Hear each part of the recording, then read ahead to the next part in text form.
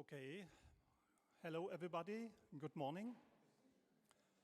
I'm really glad to see you all here early in the morning in Basel. I welcome you to the Basel Study Days on Lute and Tablature. This has a funny story because there's a saying in German that too many cooks spoil the broth normally. We are 3 organizers divided in subgroups, all organizing a little bit. And at the beginning, there was the idea of the annual meeting of the core team of the E-LAUTE research project. We will hear a lot about this project within the next day. I don't have to explain. And we thought, okay, it's nice because we are now in our 3rd and last year of this research project. We will have this gathering in Basel a little bit in a more spectacular form, not only as in the last years in Vienna and Munich as a meeting of the team and discussing funny problems about MEI and tablatures and how to manage databases and so on, but to open it.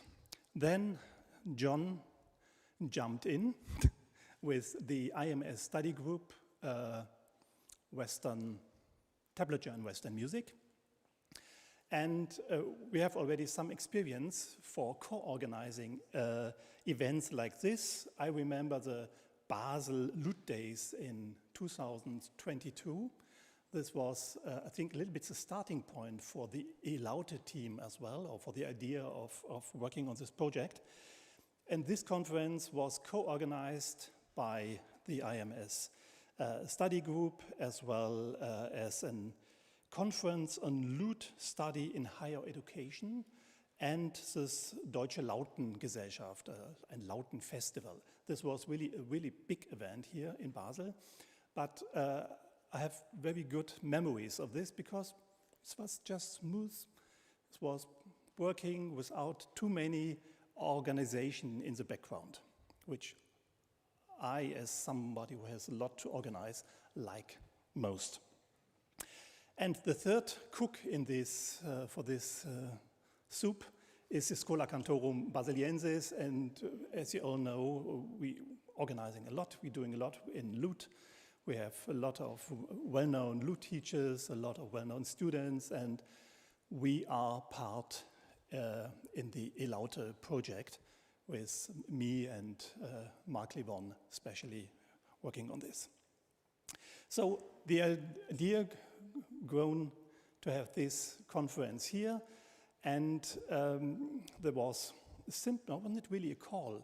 It was just spread out, okay, we will meet in Basel, who has something interesting to tell, and wow, most of you answered with very good ideas, and so we decided, okay, we keep this low-key profile, this just gathering around. It's an Arbeitstreffen, study group. We are not, this is not a conference with tenue and tie and costume noir and all these things, but we are doing it in our way. We are change our ideas, latest research ideas and so on.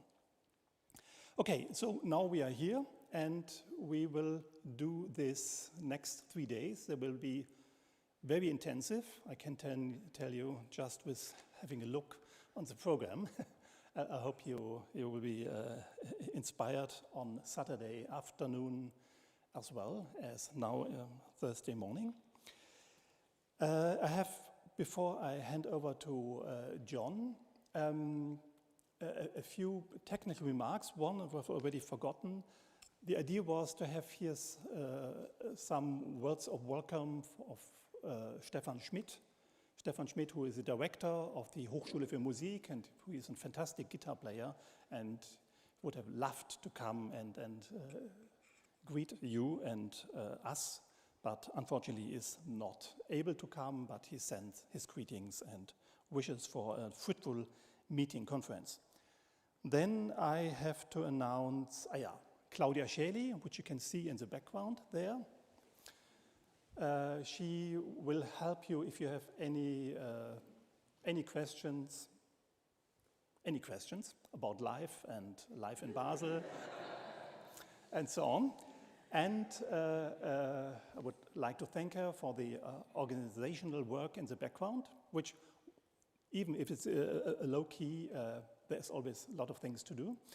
And there is Esther Müller in the background and Max, who will organize the technique and the live stream. There's a live stream so that people from outside can hear what we discuss here. What's next? Okay, coffee. There will be coffee breaks because this, again, is a low-key profile. We don't have really a budget, but we were able to have coffee breaks served over in the cafeteria. This is, as you cross the inner court, follow the other peoples and the smell of coffee, and there we'll have coffee breaks. In this cafeteria, there's as well, if you're looking for something to eat, we haven't organized a conference, dinner, and so on, because we have no budget. But there's a lot of restaurants around, and there's a cafeteria here where you can have, for little money, something to eat. This is run by Sicilians, so it's absolutely eatable. There is one change already in the program. Unfortunately, we heard yesterday that Michael Hottmar can't make it to come to Basel. This is on Saturday afternoon, so we will rearrange a little bit, so have a little bit earlier our final words. So, what I forgot? John? Nothing. Okay, so welcome to all. I'm really glad, also in the name of the Schola Cantorum Basiliensis, where I present at the moment the managing board, that you are here, and I'm looking forward for very interesting discussions and presentations. And now I hand over to John Griffiths, who can perhaps explain as well how we would manage the sessions. We have decided or opted not to have chairman or chairwoman and official presentations, and so because this is a study group meeting. So everybody is asked to present him or herself with a few words, few, in capital letters, so that everybody knows who will talk, and then we will also ask you to organize the discussion afterwards yourself. John and me or somebody will look at the watch. We are in Switzerland, so it means as if you take the train here, we are really punctually. 30 minutes means 30 minutes and not 35 or something else. And yes, we will organize this. So I hand over to the first speaker and the co-organizer to say some words and introduce yourself, and don't speak much longer than 30 minutes. Or in fact, 20 minutes. And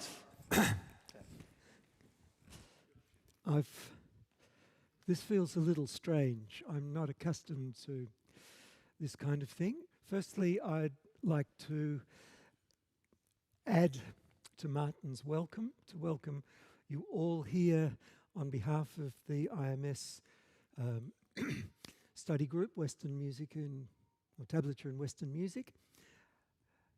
Some of you were probably present, at least one that I can see here, in 2009, I think it was, in Amsterdam at one of the intercongressional meetings of the IMS, when a few of us got together and said, we should start a study group about tablature.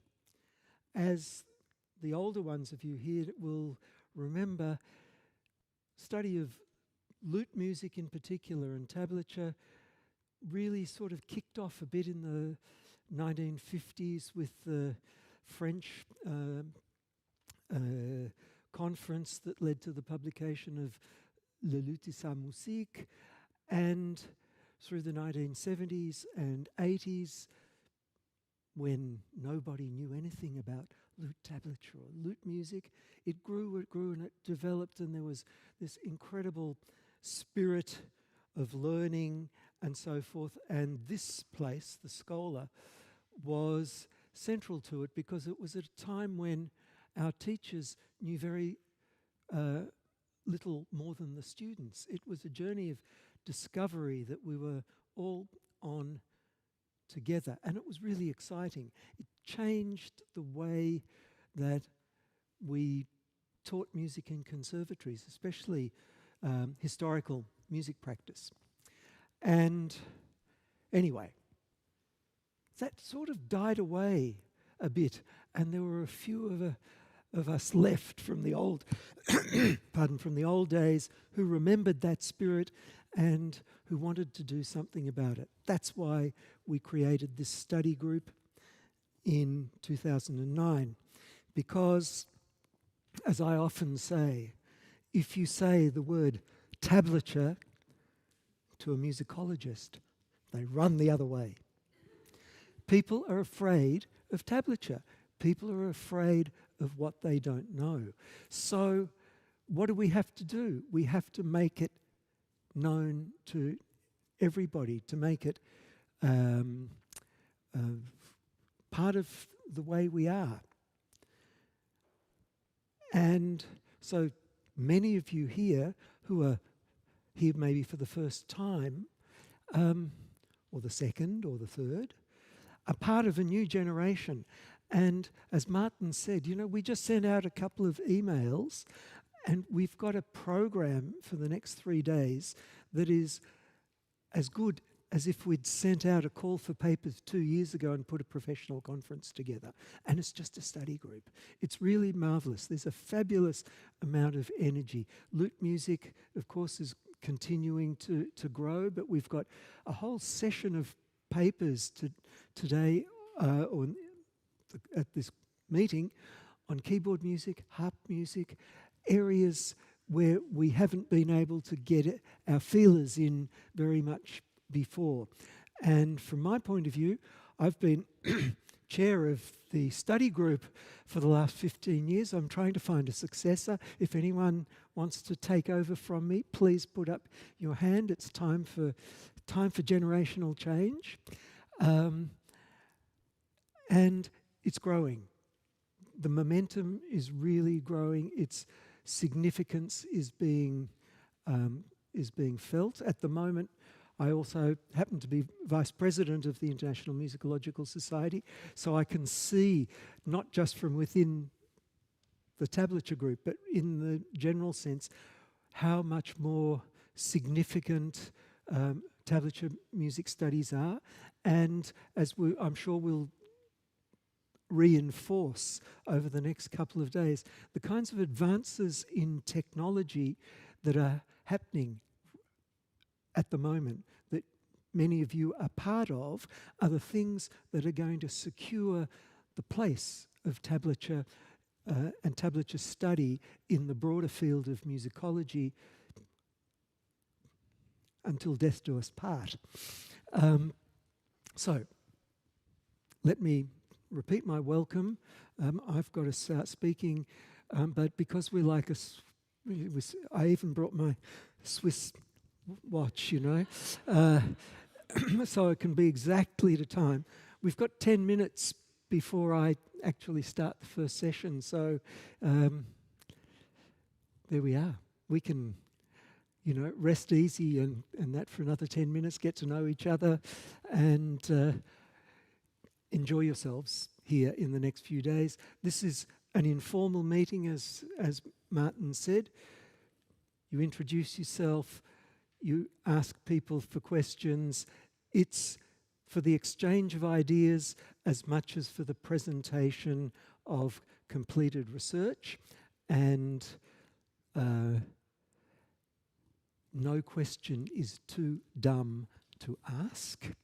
You know, people, for some of you techno people here, some of my not so techno friends want to know what MEI is before you go into the details of what you do with it. So let's have, lots of base level open things. No one's smarter than anyone else. We're all as dumb as each other, and we're here to exchange information in the most friendly and collegial way possible. So together with the Schola and with the E-LAUTE group, on behalf of the IMS study group, I welcome you all here.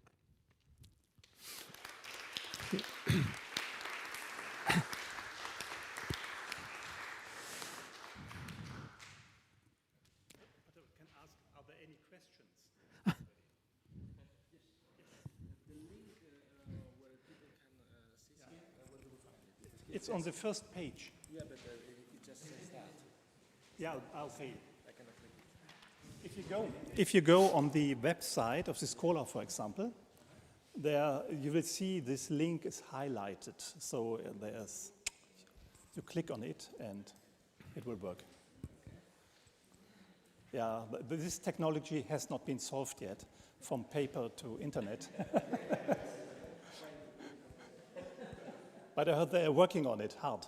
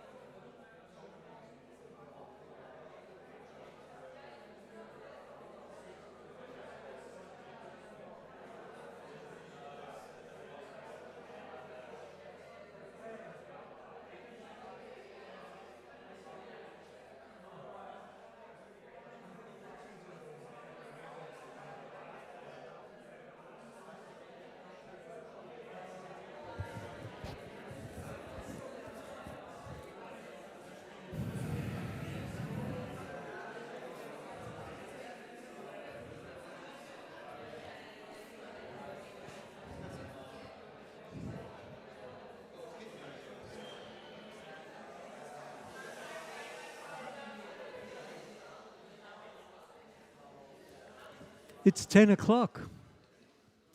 +1.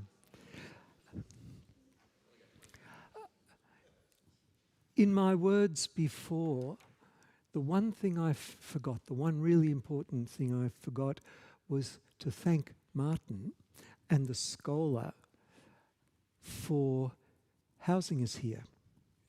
It's fantastic because one of the things that's happened in the whole life of our tablature study group is that we have never had to charge people to come, and we have never had to pay money. We've had several of these meetings here in Basel. Many of the others have been in tour at the Renaissance Centre, and this kind of level of support cannot pass without us expressing our deepest gratitude. So to you and your colleagues and your institution, thank you.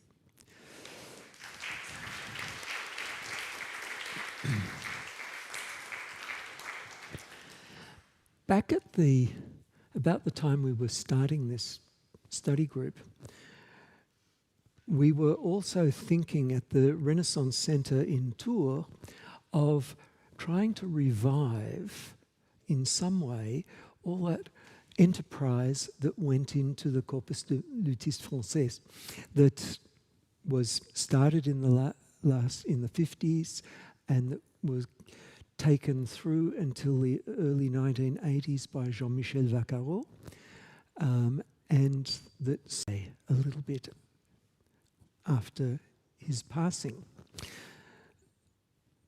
So I made a proposal to Philippe Vendrix, the director of the Richercar ensemble, that we Richercar centre there, that we should restart this as the Corpus de Lutistes without the Francais part and make it international. And that was met with encouragement. And Philippe said, yeah, but we need a big book. We need something to launch this, to get it going. And so we came up with this idea of making a Encyclopaedia of Tablature of some sort. And I think David's doing a presentation on the last day, on Saturday, that's going to give details about this. It took us 15 years to make this book. It's really a significant piece of work. We decided to make it in the format of an encyclopedia. We decided that we would choose, finished up at 435 works for all instruments, from the earliest tablatures till about 1750, and that we would write a book about tablature, and that every tablature that we chose would have a colour facsimile of the work, a transcription, and a commentary. We finished up with nearly 40 instruments, which is amazing, including human voice, things that most of us never imagined.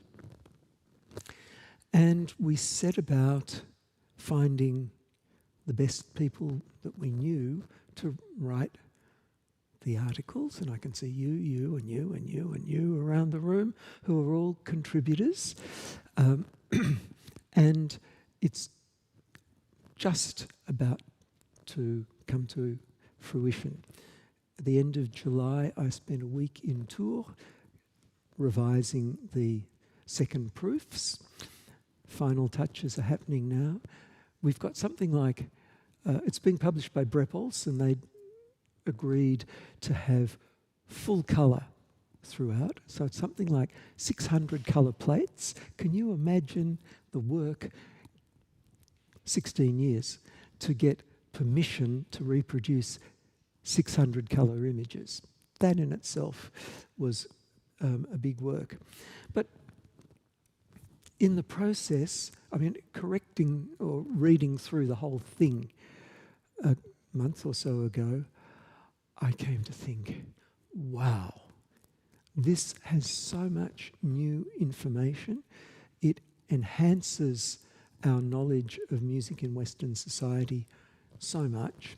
So I just wanted to talk to you today for a few minutes about some of the things we learned and some of the things that I think we resolved, some of the things that maybe are still contentious, maybe are some of the things that we need to talk about as we continue. I did think at one stage of showing you a diagram, but David can do it on Saturday. In the introduction, we made a kind of a table showing the tablatures for all different instruments as a kind of a chronological thing, so you can get an idea of what tablatures there are, how long they were in vogue, and so forth. But in the introduction, I wrote something like, the earliest surviving tablature in Western culture dates from shortly after 1300. Its use throughout or through the 14th and 15th centuries is revealed through a handful of sources prior to the advent of music printing around 1500. Everyone knows this, but it's good to repeat basics. From that moment, the use of tablature spread rapidly throughout Europe, becoming widely adopted for notating solo instrumental music during the period 1500 to 1750.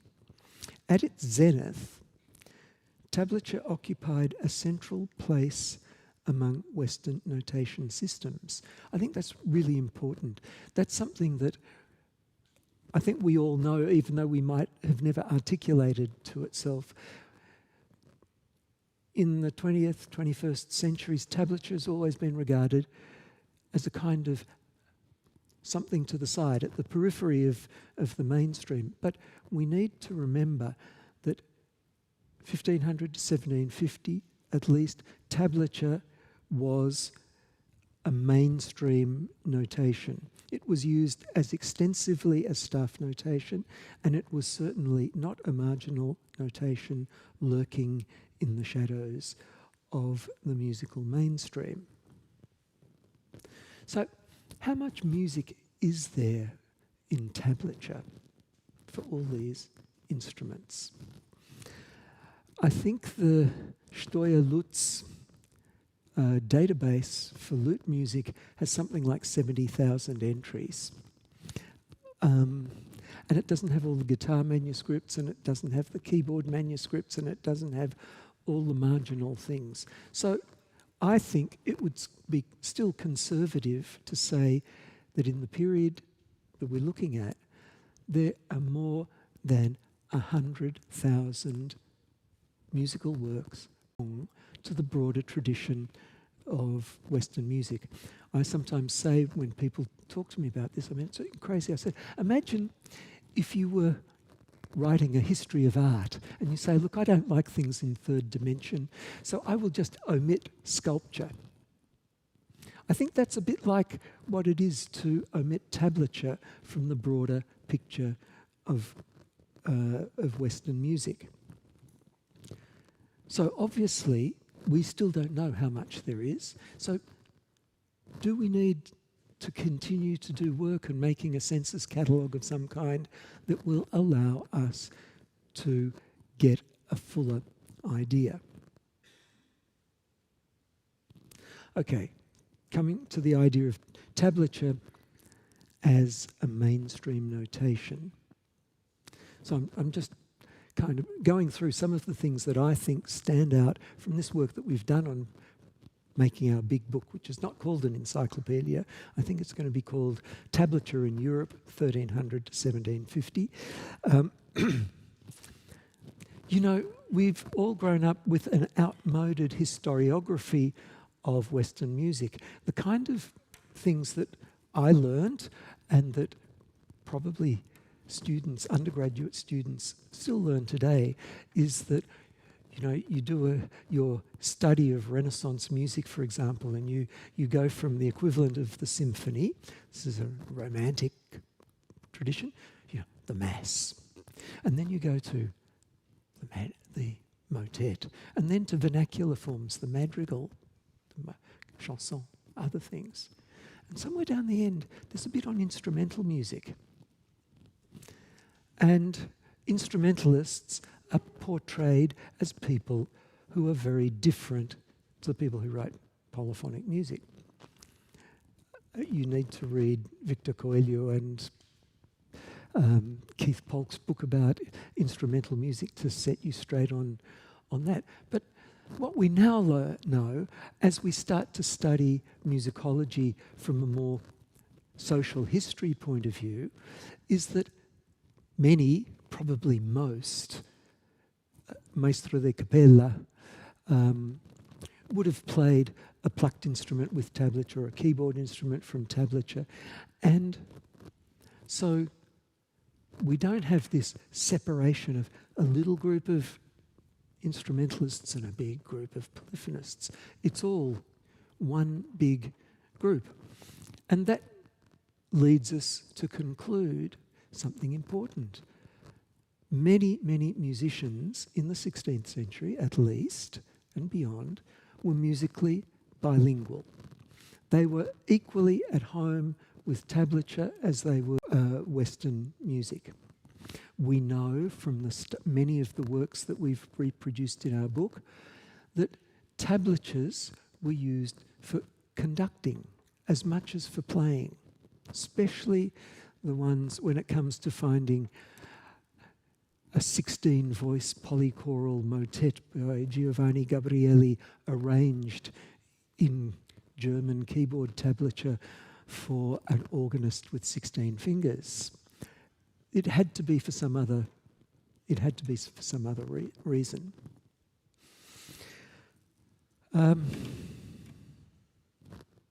So, the importance of tablature in the mainstream, bilingualism as an important concept in music notation of the time. It's clear also from the enormous amount of intabulations that survive that tablature was, at least in the 16th century, if not later, the chief way that any bilingual musician wrote music in score. We've had, over the last 20 or 30 years, studies, notably the one by Jessie Ann Owens, composers at work, about how composers wrote. She was one of those people, and I know this from personal communication with her, who was a bit scared to get into tablature because it was just far beyond her. But it's so clear from all the work that we've done on this book that tablature was how bilingual musicians wrote music in score. It's like that famous bit of Palestrina where he's pushed about, where's this mass that I've written? And he says, until I've written it out in tablature and played it on my lute so I know what it sounds like, it's not leaving my desk. So we have that. Now, one of the things that I had to, when I got the job of writing the big introduction to this book, was to think of, well, what is tablature? Because up until fairly recently, I would have described it as usually, it's a system where you use numbers and letters to represent musical notation, and it's easy, it's good for beginners and stuff like that. But I came to a more simple thing, and I thought, my God, this has been here in front of my nose for the last how many decades? Tablature is to put music into a table. Intabulare is to make a table. That is to write more than one voice on a single score. And nowhere is it clearer than in all of the Italian keyboard music from the second half of the 16th century onwards, which are written in what Willy Apel renamed keyboard score. They called it Intabulatura because it meant putting the distinct voices into a single table. To me, that's a really important outcome of all of this work, when you see so many tablatures of so many kinds all together and you realise what they are. And in the process of doing that, I realised that of all the tablatures, for all the instruments that we've got, there are really only two types of tablature. And I haven't seen this written down that I know of anywhere else. There are tablatures that try to replicate fingerboards, so I've called them fingerboard tablatures, and the other ones that try to replicate the polyphonic voices in some kind of matrix or thing. And I've called those matrix tablatures. So I think all tablatures, for any instrument, for anything, for even for the voice, you can look at it and you can say, yes, it's a keyboard, it's a fingerboard tablature or a matrix tablature.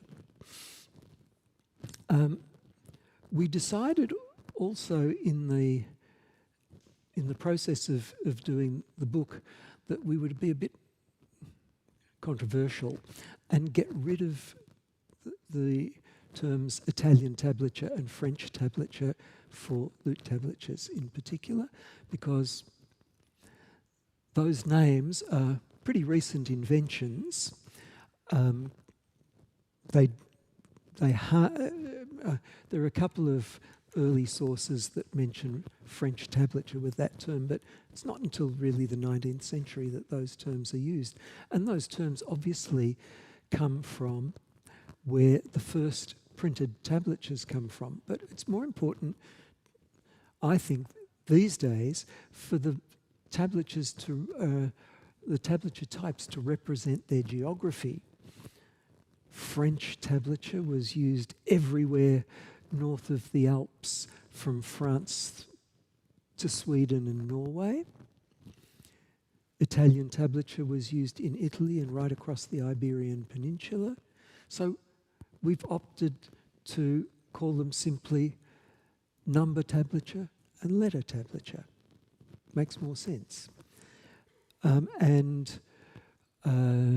We hope that terminology will gain more usage, although it's, I think amongst common players, it's, don't know if it'll get things out of the road.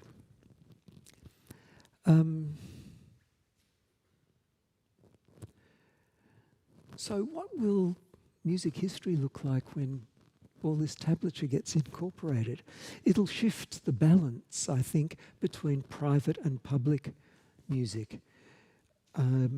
It'll show that the inventiveness of the writers of instrumental music who made tablature for solo instruments and voice was just as creative, just as fertile as what we now sort of represent as the mainstream, those musics that came from the big institutions of church and state.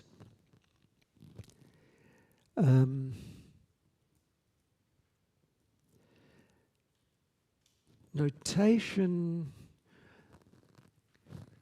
I think, having looked at so many different kinds of tablature for so many different instruments, through working on this book, it's changed the way I think about tablature. I understand tablature now more as the attempt for musicians to represent music in the way that they best thought about it, rather than conforming to any set model. And as we know in the book, tablatures evolved considerably during the time, and people found different solutions to the problems that confronted them. I think this work, assuming that it is rightfully incorporated more into the mainstream of thinking, will have quite a bit of significance. It's, when we look back about books on tablature, there's a terrific book from the mid-17th century called Instrumentalische Bettenmandel, which was written mid-17th century, which is the earliest treatise on tablature, on notation that I know. It's an obscure manuscript that's kept in the University of Edinburgh Library that compares different versions and varieties of tablature. But until then, there wasn't really much until Wilhelm Tappert made his Sang und Klang aus alter Zeit in 1906. But by far, until now at least, the best piece of writing on tablature is the second volume of Johannes Wolff's Handbuch der Notationskunde that was published in 1919. So we're hoping that our new book will also live for 100 years. I think that's all I want to say at this stage. Questions? Any questions? Any comments? Oh, I forgot to introduce myself, but you already know who I am. You did all wrong, but... Yeah. Anyone got anything to say? Yeah, one of the things that I found after going through the book was that... David Dolata is co-editor. Hi, everyone. Was it changed my view of tablature and mensural notation, which I'll talk about on Saturday. But it made me think that mensural notation is actually a type of tablature. So, Xabi? And just a comment. When I was studying the tablatures by Francesco da Milano, where he tabulates madrigals, too often I have the feeling that I get so frustrated because I cannot play as I think it should sound, especially if you know the vocal piece, no? And then when you said now that the tablature is the way how somebody wants to notate something in the best way possible, it makes me think very often whether these scores, we have to think them as partitur, no? As something just to have all the music there, but is it really possible to play if you are not Polodet? I think even for the greatest lutenists of our time, there are problems. You can't do it. And I think the best example of this is Vincenzo Galilei's Fronimo. There are so many madrigals in there that are impossible to play. They're to show you how to compose. You've got to remember, in the didactic plan, no one could go to university to get a degree in composition or learning like that. If you were an amateur musician or someone like that, what you had to do was to make your own intabulations of vocal music so you could learn compositional technique. Then making compromises is easy after that. Thanks for the comment. You know, here are a lot of people from E-LAUTE, and we are dealing with German Lute tablature, so excuse me the question about German Lute tablature already at this point. You were talking about Lute tablatures in numeric and alphabetic versions, and you were also talking about a fingerboard tablature and polyphonic tablature. Where do you see the German tablature in these categories? Good question. That was one thing I couldn't resolve. Because number tablature and letter tablature are both fingerboard tablatures. German lute tablature, in essence, is a matrix tablature. And so I think we finished up not calling it German tablature, or sometimes German tablature, but we kept the German name because it is still restricted to the Germanic lands, but it's a kind of Germanic matrix tablature for the lute. And that kind of connects it a little bit with German keyboard tablatures, which is probably where it belongs. But if you've got any ideas for a generic name to take out the nationalist thing, it's probably not too late to tell me. or to inaugurate at some further time. Thanks, John. You just answered the question I was going to ask, and that was to explain a little bit more about the differences between fingerboard and matrix. So thank you. You anticipated that. Okay. Do you want me to comment more? Okay. So a tablature like a lute tablature, for example, obviously is an attempt to represent the strings of an instrument, the positions of the fingers, and what to do. Matrix tablatures are those where, in general, the lines of the tablature, whether they be with lines or just with numbers and letters, attempt to reproduce the voices of polyphonic notation in some way. Like German tablatures, obviously some gravitate to the top line, some gravitate to the bottom. They're not strictly, Spanish keyboard tablature, for example, keeps everything in its place. And many German keyboard tablatures do too. Others bounce them round. But the base concept is still to represent a polyphonic complex rather than an instruction of what to do with your hand. That's where does that?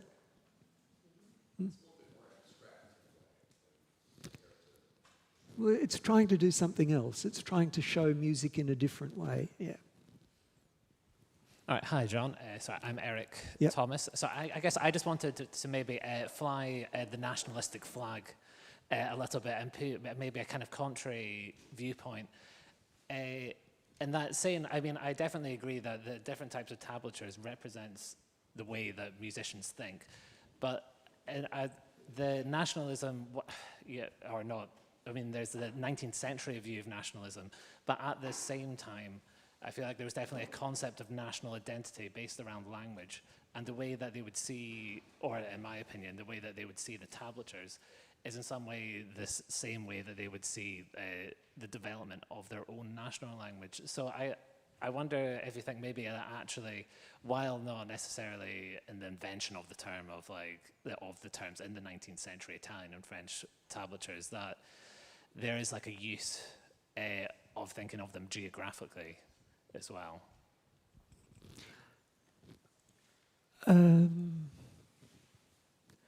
I think I got the question. Sorry, It's okay. Always takes me a little while to get your accent. This is not fair.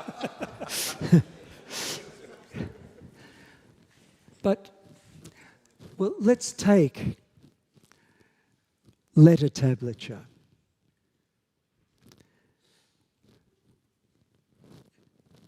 All that English lute music written in French tablature, is it English music? Is it French tablature? Is it English tablature?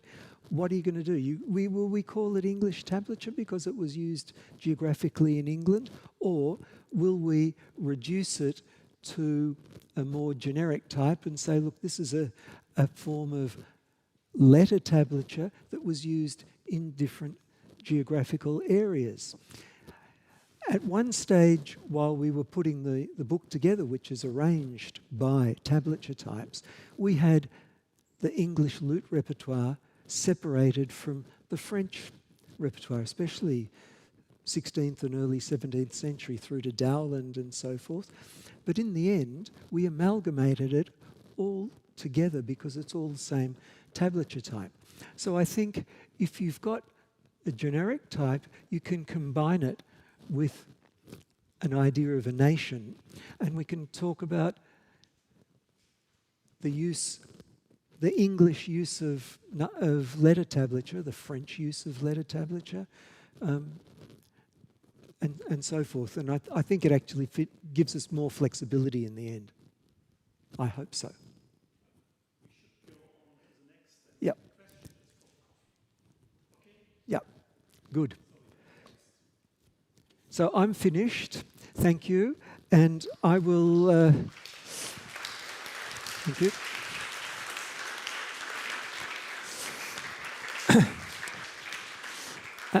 And I will pass the baton, as it were, to Andreas Schlegel, who will introduce himself. He is, I must say, one of the most prolific contributors to our tablature book, and it's been wonderful. I've learnt so much from him.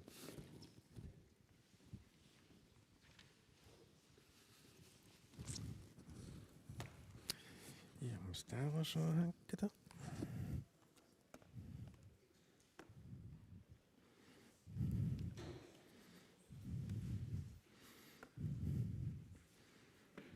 Goed.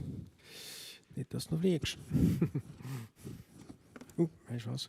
Ich nehme lieber ab. Ich tue lieber.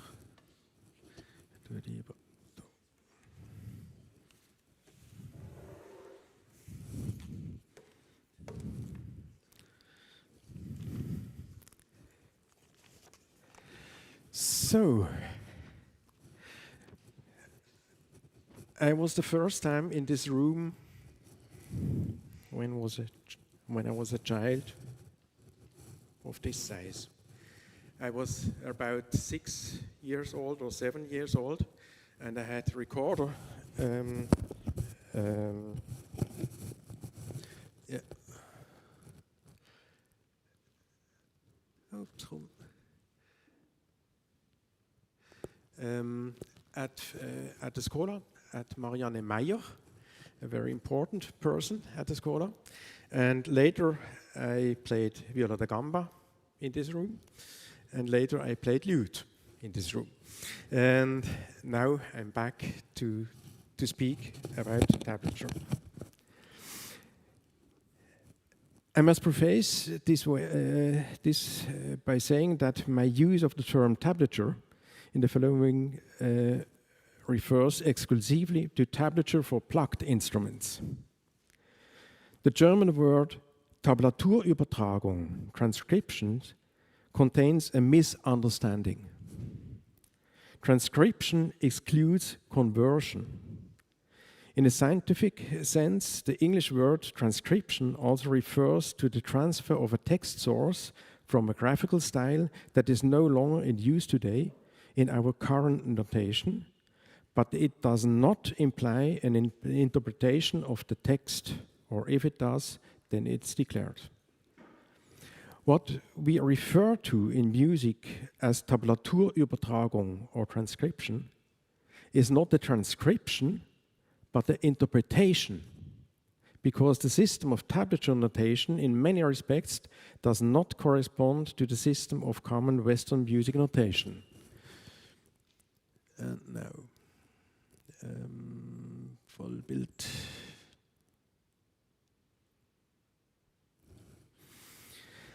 While common Western music notation defines at least a nominal pitch, a note duration, and a voice assignment, tablature defines at least the fingering positions and the timing of the stroke. When common Western music notation is transcribed into tablature, the voice assignation, pitch, and note duration disappear. Conversely, when tablature is transcribed into common Western music notation, the voice assignation, pitch, and note duration must be interpreted. Therefore, in future, when transcribing tablature into common Western music notation, we should refer to tablature interpretation rather than tablature transcription. In E-LAUTE, the term for the tablature interpretation is Edition, but I prefer to mention the term interpretation. And because the same parameters are not specified in tablature and common Western music notation, we must show readers who can only read common Western music notation how exactly it has been interpreted. Anything else is not scientific, because someone who can only read common Western music notation cannot distinguish precisely between fact and interpretation. They can only know that interpretation is necessary, when presenting sources that are notated in tablature and are now presented in common Western music notation. However, they can't distinguish between fact and interpretation, and this is a breach of scientific principles. Where does this tactic interpretation, which is still taken for granted today, come from? One important reason lies in the assessment of common Western music notation, which in the 19th century was increasingly regarded as the universal musical notation par excellence. Raphael Georg Kiesewetter, who published a series of articles in the AMZ in 1831, on all types of notation, is a representative example. The basic attitude towards all the types of musical notation is clear in this quotation. Read yourself.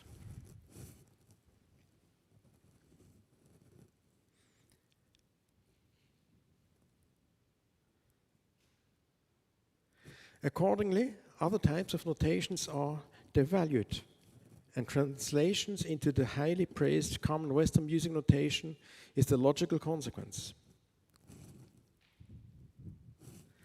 Kiesewetter's study and tablature transcriptions laid the foundation for later transcriptions. The crucial point is that the Kiesewetter already tacitly interprets pitch, note values, and voice assignment. The nominal pitches of the theoretical sources and prefaces in lute books are understood as real pitches. Music researchers repeatedly opposed this tacit interpretation. The best-known conflict is that between Leon Schrade and Otto Gombosi, which lasted from 1927 to 33. ERATTO presented in the Quelle editions in 1975 to 78, which were the first computer-assisted edition brute. In the mid-1980s, Vladimir Ivanov and I in Basel were fighting against tacit interpretation on the one hand, while on the other hand, wanting to take advantage of the new possibilities offered by advances in computer technology.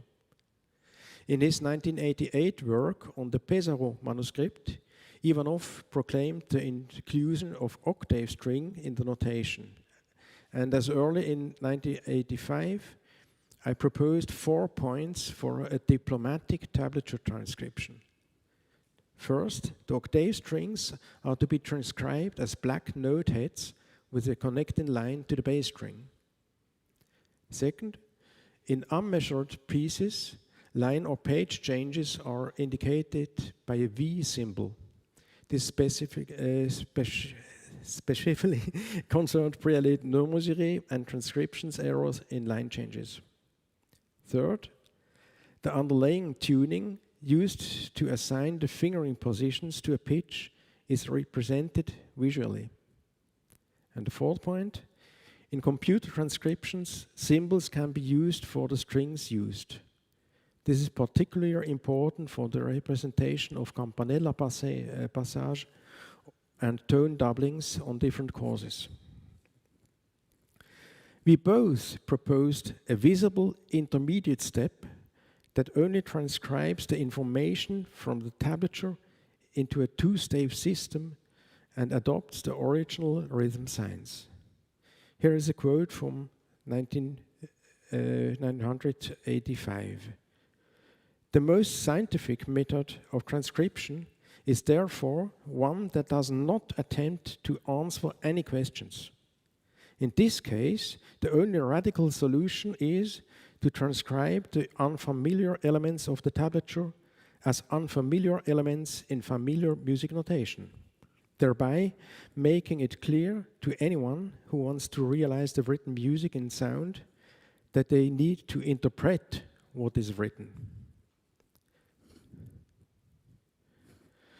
And today, exactly 40 years later, I discovered the tab diplomatic transcription on the E-LAUTE project website. From my point of view, E-LAUTE is heading in the right direction. However, there is still room to implement further information, as I pointed out in 1985. In addition, another example, a correct representation of the notes in the unequal fretting could be incorporated so that the note of the fretting is displayed. For example, A flat for the fourth course, first fret, and the G sharp for the second course, fourth fret, in a mean tone fretting without tastini. However, what the definition in E-LAUTE does not take into account is the question of how to deal with pitch assignment. In order for the interpretation of the pitch to be clearly related to the tablature, 2 additional codes are required. The tuning code, which represents the tuning of the instrument, and the chord code, which indicates the key of the piece by means of the fingering pattern in the tablature. During my work with Accord Nouveau and the beginning of my collaboration with François Piagois in 1988, the question of the pitch-independent representation of tuning became relevant. And now I like to give the handout. Thank you. One I have to take for me, but thank you. 45. To the tuning code. For the representation of tuning, it made sense to adopt the tuning specifications for the lira viol as used at the time and later by Frank Trafficante. In the Encyclopaedia of Tablature, it is referred to as tuning code. A detailed description can be found on the website Accord Nouveau and in the handout. And if you want to use an interactive handout, you can scan this code. We encountered several problems when adapting it to the lute. First, all bass courses can be used in a piece, but usually not all of them are used. So that gaps in the tuning code arise if no anchor note are used. For lutes, the normally tuned sixth course is the anchor note. For some instruments, such as the mandora, where the sixth course is used variably, it may be useful to take the next higher course as the anchor note. I'm sorry, I had no time to make a good translation, and better good German than bad English. The second point is high and low octaves. Capital letters denote courses that are on an octave lower than usual, so the re-entrant tunings such as on the theorbo. Underlined letters indicate courses that are an octave higher than usual, as with the Baroque guitar.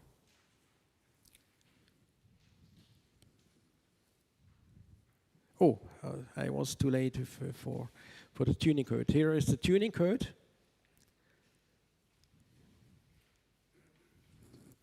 And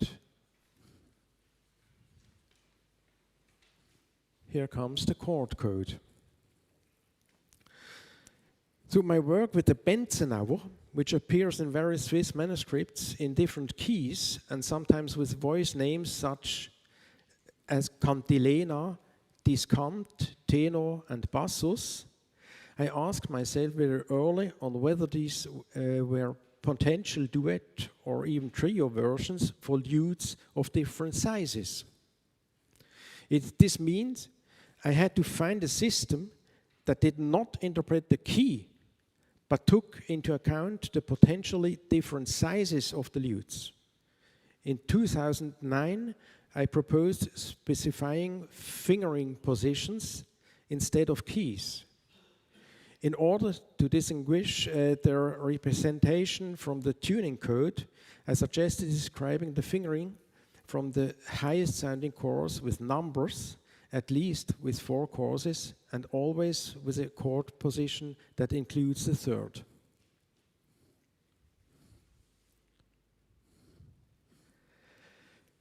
With the tuning code and the chord code, we now have the possibility to represent this information about the relative tuning and fingering position on the key, of the key, without interpretation. The interpretation necessary for transcription in common Western music notation, for instance, the reference to the 6th chord as A in the tuning code, or the attribution of the chord code 2330 to G major for a lute assumed to be in A, is then the second step, which must be documented in the corresponding diplomatic transcription and tablature interpretation. Thus, with the use of the tuning and chord codes, we have 2 levels in the diplomatic transcription. The first level is the non-interpretative transcription, attack time symbols, possibly making the courses with different shapes, octave strings. The second level, the comprehensible interpretative transcription, the assignment of pitch via tuning code and chord code, possibly the assignment of pitches to unequal fret systems, which must be declared. If one provides the original tablature, a diplomatic transcription and the tablature interpretation, as well as any underlying vocal or instrumental setting, the path from the tablature to the interpretation of the notation in need of supplementation is completely visible and to understand. Incidentally, this path is not different from the work of an educated lutenist when dealing with tablature. Yes, tablature is only a practical instruction for playing. Turning it into music is the task of the musician or performer, whether with the instrument in the hand or only on paper. Schrade was right almost 100 years ago when he emphasized the uniqueness of tablature notation. Gombosi was right to emphasize musical interpretation as a prerequisite for the meaningful reproduction of music notated in tablature in common Western music notation. It was a pseudo-debate because Schrade's transcription style did not consistently enough highlight the distinctiveness of tablature and used the symbols of common Western music notation, but assigned them different meanings. Today, we must resolve this confusion between tablature transcription and tablature interpretation. E-LAUTE is on the right track with its 3-step approach of tablature, diplomatic transcription, tablature interpretation. Now, I would like to show you why we need to take our thinking a few steps further than E-LAUTE has declared so far.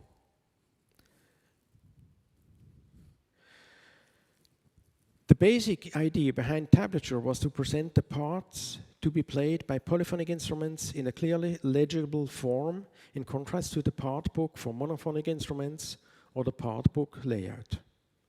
However, tablature for plucked instrument goes one step further and provides a practical summary for playing, in which the fingering positions are defined.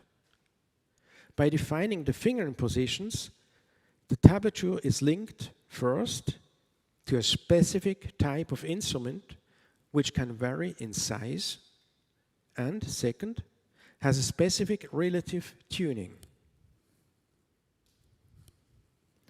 The image illustrates that tablature cannot be interpreted without knowing the type of instrument for which it was created. And our knowledge of instrument has changed enormously in recent decades, because intensive research has revealed more and more type of instruments. For example, the 11 and 12 course German lute tuned in the vieux ton. The Flemish extended lute in 2016, the Regency lute in 2018, the Austrian 11 course theorbold lute in 2023, and the Georgian lute in 25. And further discoveries are being made about many instruments. Today's standardization and selection of relatively few types, often with very uniform strings lengths to the petit jeu, obviously does not correspond to historical reality and narrows our perspective. The same applies to nominal tuning. In 701, Radold used 3 lutes of different sizes with the chanterelle in F, E, and C. Here I can use the term specific pitch, which is a nominal pitch given in parts for other instruments. From C to F is a difference of a fourth, and probably also in the instrument size. We must therefore differentiate between interpretation and fact, and not write for an 11-course Baroque lute and immediately associate the key with the nominal D minor tuning and the image of a classic 11-course Baroque lute with all strings in the petit jeu, but simply indicate the tuning code and chord code in the diplomatic transcription. Anything else is not science. One reason: the Austrian 11-course theorbold lute almost always had a disposition of 2 single strings, 5 double strings in the petit jeu, and 4 double strings in the grand jeu. This means that only down to the 7th course can be played in the petit jeu. Here it is important how we record the use of the bass courses in the source description and in the diplomatic transcription. A second point: even if I agree that the standard nominal tuning of the Baroque lute from Hinterleitner in 1699 until 1800 was generally understood to be D minor, we have to accept that different lute size existed and therefore different pitches. One more point. Physics sets the limit for the highest achievable frequency in hertz of the string material with a breaking point. This means that the scale length of the instrument's petit jeu determines the highest achievable frequency.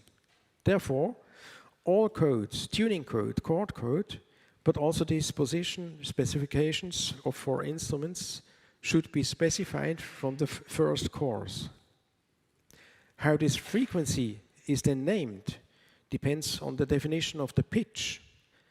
A440 has only been defined since 1939, and the old tuning with A415 is a modern invention because the keyboard of a keyboard instrument, which is shifted down by a semitone, sounds a semitone lower in equal temperament. This has nothing to do with historical tuning.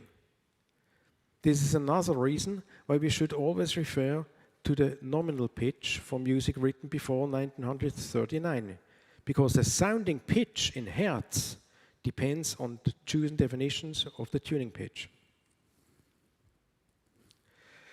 A G in the 17th century Viennese corresponds to approximately a B in Naples, or the string length of a lute varies by a fifth for this difference of a major third, for instance, for 57.6 to 71.5 centimeter scale length. Thus, the assignment of the finger designation to a pitch is always an interpretation. Tablature is completely relative system based on the physics rather than pitch specifications. Therefore, in diplomatic transcription, we must only use non-interpretative transcription and comprehensible interpretive transcription, and all the necessary tools are now available for this. The consequence for the lute music research, in addition to the standard that the E-LAUTE will set, the project will also have very practical consequences for all lute players interested in research. This begins with E-LAUTE's goal of creating a uniform coding system that can also read files from notational applications commonly used in lute circles, such as MuseScore, Phronimo, Fandango, etc. The success of these efforts will depend on user-friendly instructions, which should be created and published as quickly as possible, as well as on collection points that we must be well known and behind which an editorial team checks the quality of the entries. The decisive factor will then be how well the various cataloging projects can be linked together. LAUTE, the Lute online resource portal of the English Lute Society, could play a central role here. Fantastic catalogs on iconography and preserved lute can already be found today. I intend to make two of my basic catalogs available in the LARP. The Lute print catalog contains all the prints known to me that mention a plucked instrument, not just the lute. It will be linked to RISM, but will also contain instrument-specific information that RISM cannot provide. For instance, alphabeto symbols, tuning of the bass courses used, etc.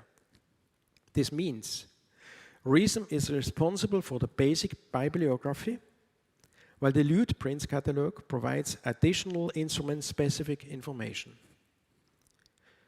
The tuning database contains all the tunings I know of for the lute, guitar, mandor, mandora, galizona, etc., and the lyra viol.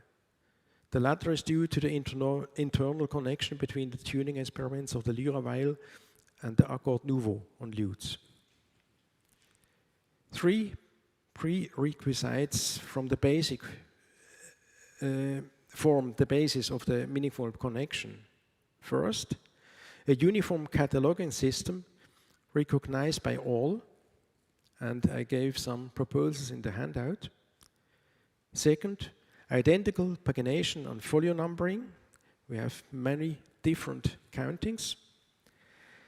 And third, checking and editing of incoming contributions by appropriate expert groups. There are far too few of us interested in lute music to be able to afford duplication of effort and loss of knowledge. We must make our working methods efficient and provide everyone who wants to help with the appropriate tools and user-friendly instructions. I hope that the necessary foundations can be laid at this meeting. You find some suggestions in the handout as a starting point for fruitful discussions, I hope. Thank you very much.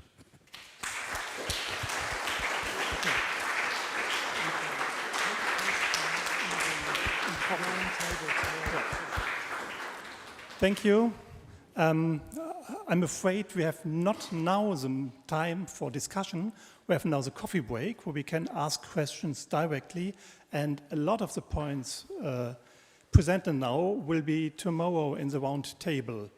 This will be the best situation for discussing. Coffee is served in the cafeteria, crossing the inner court, follow the coffee smell. And we meet here again in half an hour, 11:30.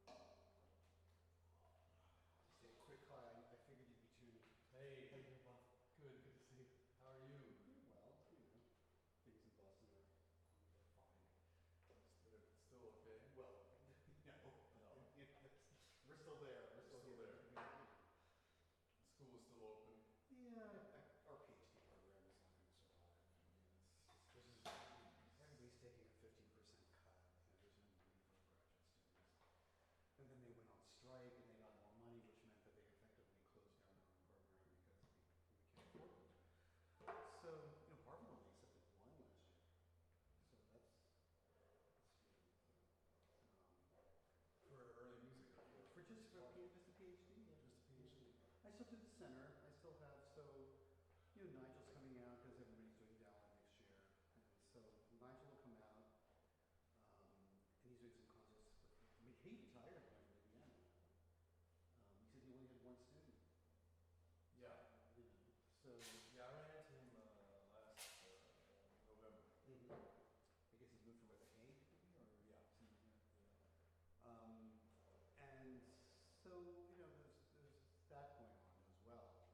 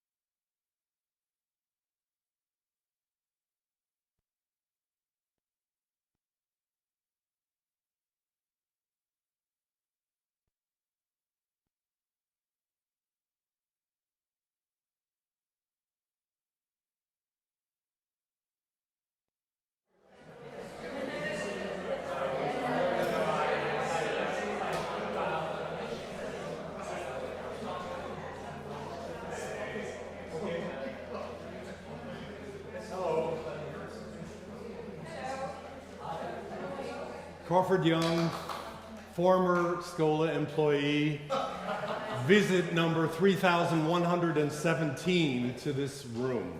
Actually now 18. And currently taking care of a family of cats in Italy. Those are my qualifications. Which instrument, fretted instrument, European, existed long before the lute in Christian culture, had an importance for the church which the lute never had, was the quintessential humanist Renaissance instrument, and had a special connection with Western music theory that no other instrument had. That would be the cetra, a Latin instrument from the 13th century to the mid-16th that became the citern. The cetra's name in Latin was chitarra. Its story began many decades ago when I read the book on the left by Emanuel Winternitz and became fascinated with one particular image, which is the one that you see. My work has been to build upon Winternitz, which I have done. So pay attention. First, here are the important ideas of the Church Fathers which set the chitarra up to become the authoritative Christian musical instrument. Idea 1. The chitarra represents Orpheus Christus. The familiar pagan figure of Orpheus was compared to Christ, whose new song moved men as Orpheus moved stones and beasts with his chitarra. Because he spanned pagan and Christian cultures, his instrument could take different forms. First, the tortoise-shell lyre, then the all-wooden rectangular chitarra. I write it with a K, I'm referencing the Greek word, and even a fingerboard instrument such as this 6th century pandura. Note the small horns on the shoulders of the body. That means that it has become Christianized as a reference to the lyre with the upward horns flaring out of Orpheus. The chitarra represents Christ's cross. Here are a few cross shapes that you can look at. The one on the right is an existing instrument from Christian Egypt. Or here a couple more. Notice with the proto-cetra from the 11th century, the plectrum tether. You see that curving cord, which is a reference all the way back to the Greek-Roman chitarra, which had the same thing. On the right is the famous instrument of Santa Kateryna in Bologna. Next, the chitarra symbolizes the church. Here is one instrument which suggests the architecture of the church, with the windows, with the vaulted roof, with trefoil ornaments, but also the ground plan of a church is cross-shaped, and the well-tuned congregation of the faithful remind us of the chitarra too. The chitarra represents man, humility, and the earth.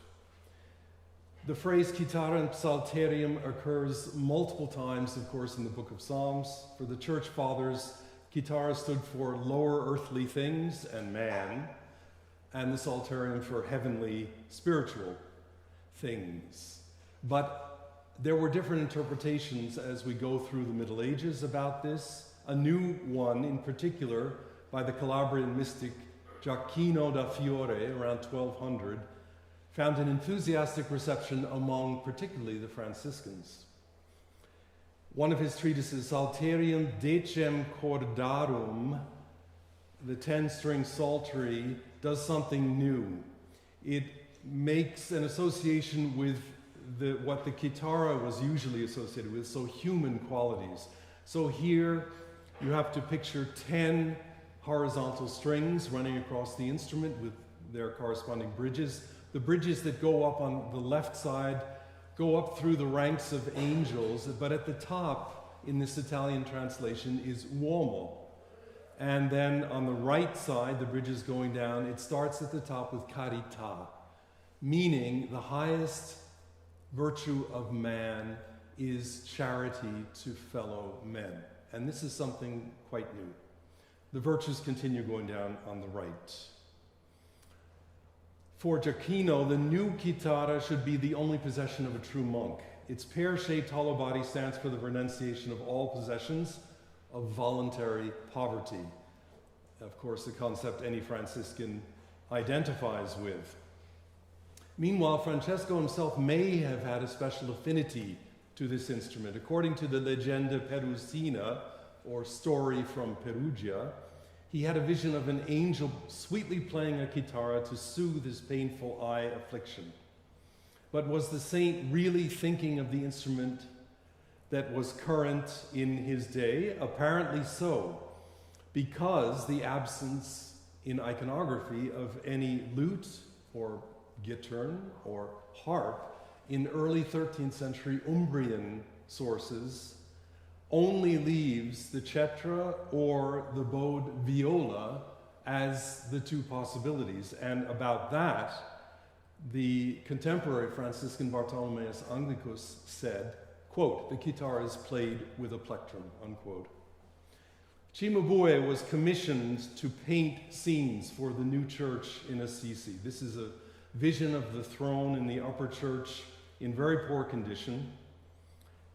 It includes elders of the apocalypse with two chitarra, which are new ones. What's new about them? You can't see it very well. They're not in good condition. These have 10 strings instead of 3 or 4. And we could call this a kind of clerical cetra. Giotto copied this, and there was an anonymous sculptor working in Ferrara at the same time who got the same kind of instrument. This is what I brought today to show you. I'll be talking a little bit more about that. This one made, by the way, by Jacob Mariani, excuse me, Jacob, if you're listening now. This was a Franciscan alteration of a pre-existing instrument type. It was a real instrument that we know from other sources like this one, circa 1200 in Parma. Around 1310, the lower basilica was decorated with elders, with cetre suggestive of this Parma-style instrument. It looks to me more like a minstrel or joculatores type, with fewer strings, with a bordone. The cult of St. Francis was, of course, based in the region of Perugia. Indeed, 3 centuries after his death, in Lanfranco, 1533, the cetra was still known as the instrument of, quote, the Perugians, unquote. That is, associated with the Franciscan order. And this concludes my first point. We need to recognize it and use it as such.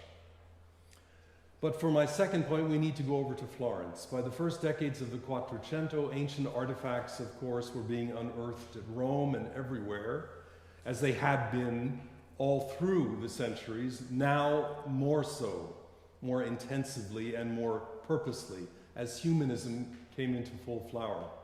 An ever-growing library of Greek texts were being translated into Latin, and the study of the Greek language gave new access to information about ancient culture, including musical instruments. One such source of information was the Encyclopaedia of Pollux, Onomastikon, which talked, among other things, about the chitarra and its parts. It talked about the resonator with a ridge running down the back, wooden, hollow. It talked about the upright wooden arms joined to the resonator, and it talked also about the colopes, or the tuning levers that you see on these instruments, and these are the origin of keys on keyboard instruments. It's where you place your finger to get a pitch or to tune. In other words, rectangular pieces of wood tied to the crossbar by the string that if you tie the knot right, you can rotate that piece of wood to tune the string. Keyboard, called clavicordarum, this part of the instrument in Latin, later Latin translations. Okay, so what did the humanists do with this? Here is what they did with it. This is a cetra, 1495. Here we see the horns on the shoulders, which are wafer thin. You'll notice that on earlier instruments they're thicker, coming more from a one-piece carved construction. This is an assembled instrument because they understood very well from sources like Pollux that the ancient guitarra was assembled from parts. So this is something new in the 15th century. The cetra's neck is equivalent to the arms of the guitarra. The tuning levers, or colopes, that I just mentioned are now wooden blocks on the neck that you see. And they extend off the neck and give the later 16th century the asymmetric profile, neck profile, if you've ever held one, that they have. It is a very much in-your-face identification of the instrument as tied to the ancient guitarra. String material. The Assisi minstrel cetra and the earlier ones probably were gut-strung. The Cimabue style might have been metal, but it might not have come yet. The association with the psaltery, which had metal strings, may have done that. In any case, we have a source from 1388 that cites the use of metal strings on the cetra. The number of strings, 4 courses was standard for the early humanists, using Boethius as their authority. This increased later to as many as 12. Now, I've said the magic word for the cetra, Boethius. Boethius also provided the fret system for the cetra. His so-called diatonic genus was the only ancient scale type in his De Musica to use intervals compatible with later medieval music. In other words, tones and semitones. And the Dorian tonos was his first mode, which was located in the octave E to E, which, by the way, also explains why 16th century citerns often had the highest string tuned in E. But we can look in the iconography for patterns of diatonic frets, and we can find them.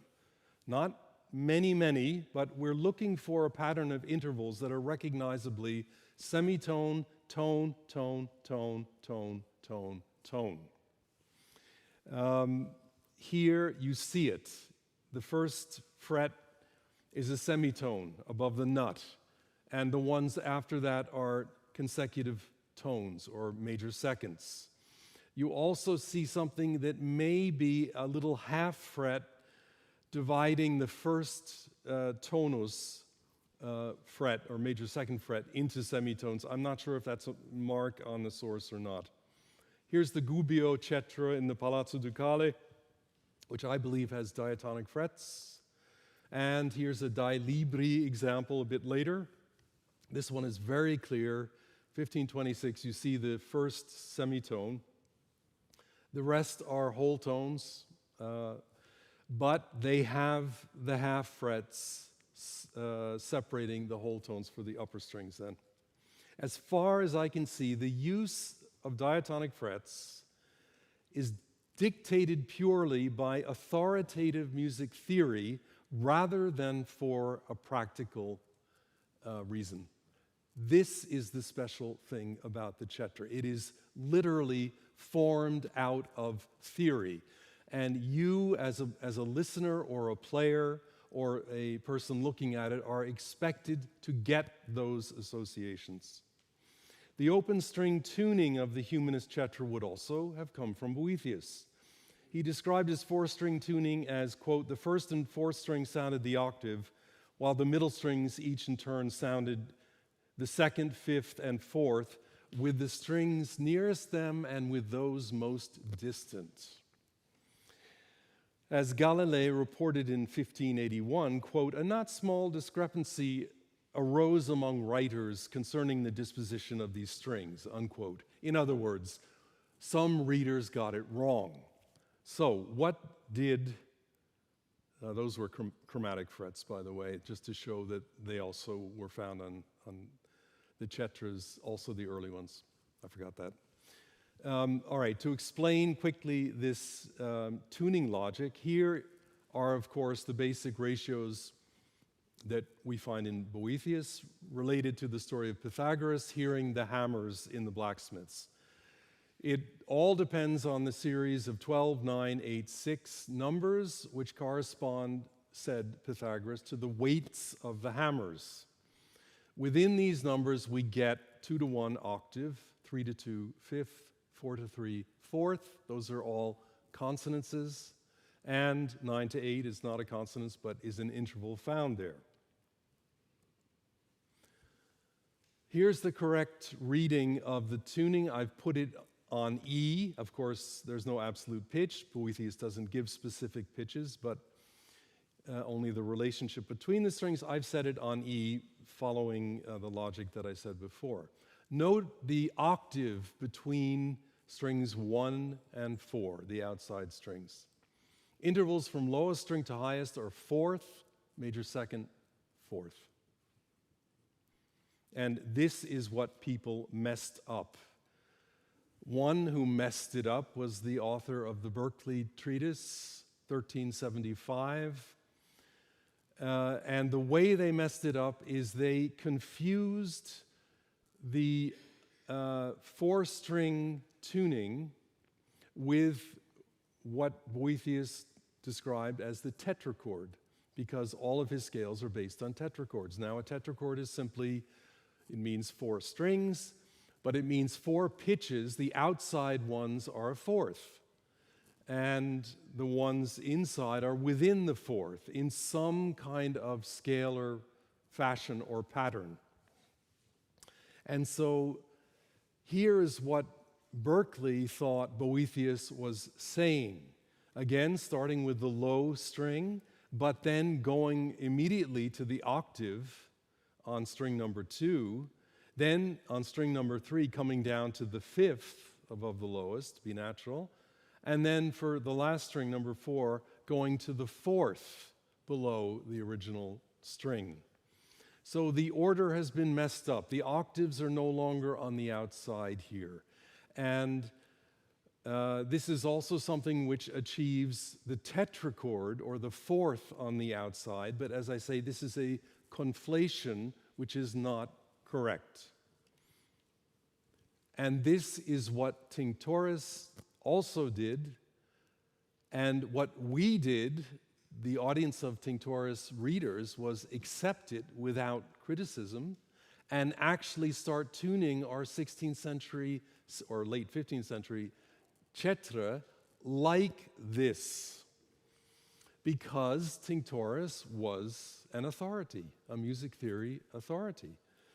But he has a variant on the previous bad tuning, where he starts with the 2nd string and says, okay, Boethius is telling me 2nd, 4th, and 5th with the closest strings and also with the most distant. So what's the closest to the 2nd? Well, I'm going to go to the 1st one, and I'll put the 2nd there. So A, B natural is string number 1 then.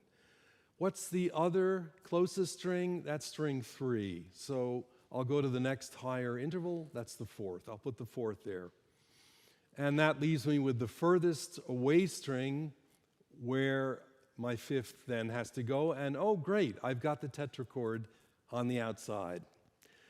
Not great. He's confusing the 2 bits of information, putting them together.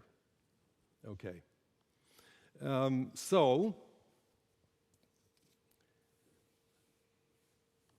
this was picked up and used for a while, and then it was changed by the time of Lanfranco. The only change is the 2nd string is lowered a tone, and this simply gives you an instrument where when you play the 3 of the strings, 1, 2, 3, you get an open G triad, a kind of, it's good for things in the key of G. As late as Mersenne, his treatise in 1636, he cites the original tinctoris tuning as the default 4-course cittern tuning, which is quite interesting. But then, and related to your tablature studies, in 1735, Fray Benito, a Spanish monk, presumably Franciscan, left a tablature for the cittern of devotional songs called The Flowery Bouquet. So the tuning carried on for a long time. So, to summarize, in addition to the Franciscan context, I learned that the humanist Cetra was directly inspired by ancient Greek and Roman artifacts and authoritative texts, especially Boethius. As we have seen, it is an embodiment of music theory and classical authority.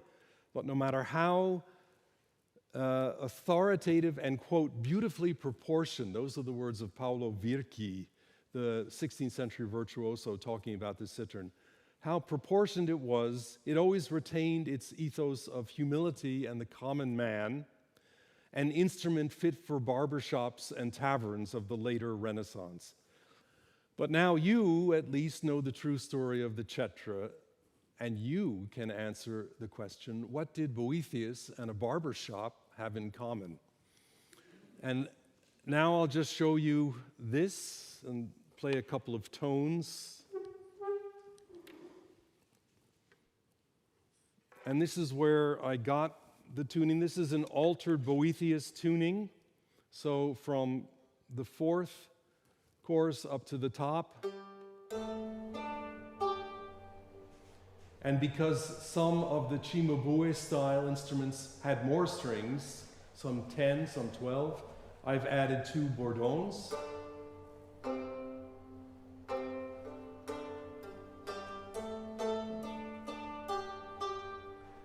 And you get a kind of effect like this.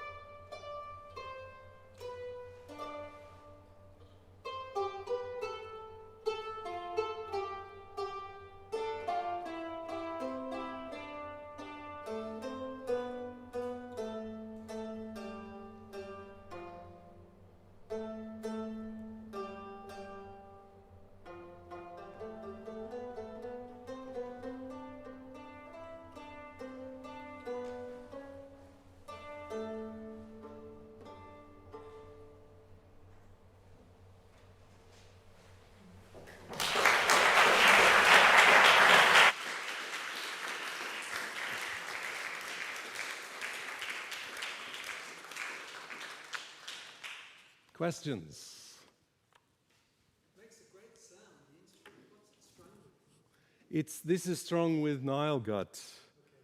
Okay. It should be strung with gut. It's a relatively new axe, and it needs to be. It needs more time to be experimented with for different types of strings. But just over there, Marc has his Cetra, which is the same as the first image with the Winternitz book that I showed in the slides. And that has metal strings. Yes. Yes. I don't have a question, but I'd like to comment one thing, because you mentioned at the beginning about the mystical things and about the Franciscans. And I know from my research about some Cistercians because of the Patrologia Latina, and there is a part, Vitis Mystica, sorry, and it's ascribed to Bernard of Clairvaux, and there are there's a part of text called like a cithara with the 7 leaves of wine, and every string means something like God talking to you by the instrument, by the strings. And what is very interesting that in the Central Europe, in the Silesia and Bohemia, this practice was still alive in 17th and 18th century. They also called sometimes in sources cithara, and there are some also printed things with titles like Cithara Jesu Christi. So in the Griffiths lute collection from the 18th century, we also have some musical examples with the mystical content and mystical cooperation, I think, with this history. And this is very interesting what you mentioned, because there is a cooperation between these old sources and still alive in the 18th century and in the different part of Europe. So that's only this comment. Thank you. Yeah, thanks. Good information, and also reinforcing the idea that there is no more fundamental kind of Christian instrument, actually. You find many times, depending where you look. So there had to have been commentary upon that, because musical instruments were not allowed in the liturgical service, right? Except at some point, the organ. But the fathers and the later commentators had some explaining to do when a reader of the Bible wanted to know, well, they gave praise with the kitara, why can't we? Perfect, thank you. Yes.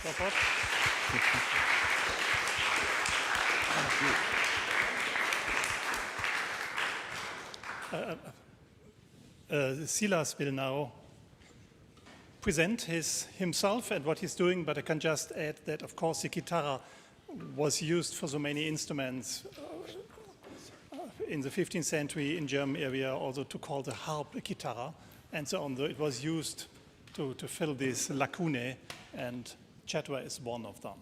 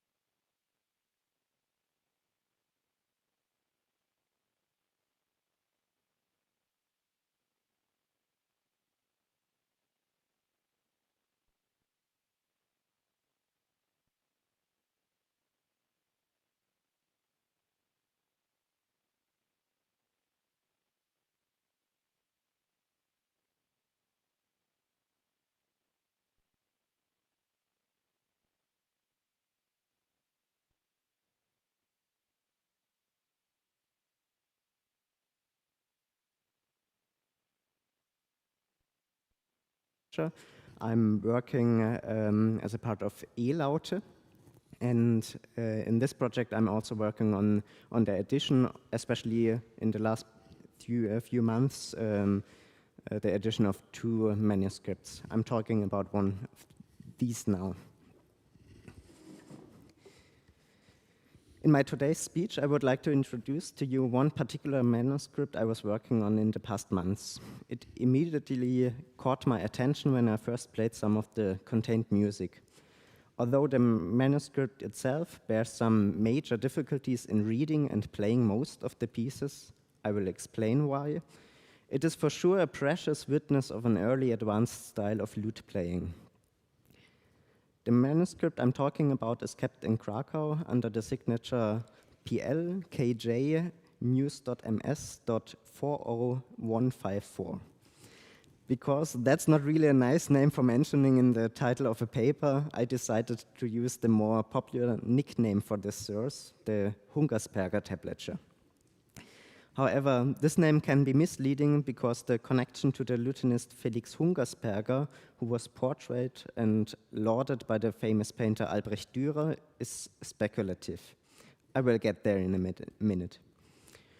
First of all, I will shortly give you some basic information about the source for better context before I will go into further detail about the music itself and the edition process I was doing for E-LAUTE. Most of the following facts I took from Christian Mayer's first research into this manuscript. The manuscript is dated around 1520 in the south of Germany, and it contains 38 folios. Most of them are hardly damaged because of cracks, tears, cuts, worms, water, and mold. A result from that is a partly big loss of symbols, lines, up to bigger parts of pieces. On top of this, the book fell apart at a certain point, and the new binding in 1937 was undertaken without paying attention to the correct order of the folios, wherefore longer pieces are spread across the whole book. So basically everything that could happen to an old manuscript happened to this one. Thus, before we can start with editing the pieces, a reconstruction of the right order of the folios is needed. Thereto, Christian Mayer already classified 7 different scribes and concluded a likely order from that. I don't want to go too much into detail with that, but I mostly adopted this reconstruction. Please ask me if I shall explain more about the reconstruction process later. The manuscript contains 53 entries, but just 18 thereof are preserved completely. 21 are complete but damaged and needed some amount of reconstruction, and 14 are incomplete and hardly damaged partially. With at least 11 fantasias or preambuli, it contains an unusually high amount of pieces of this genre for a handwritten tablature book from the first half of the 16th century. The rest of the pieces are intabulations or dances, mostly German songs, but also some French chansons, or for example, a callata by Dalzer. What gives the manuscript the before-mentioned title that refers to Felix Hungersperger is an intabulation of a chanson by Jos Cantepré. The chanson is here titled with Baise-moi, Felix Lutenist. This attribution is likely because of other possible relations, but not safe at all.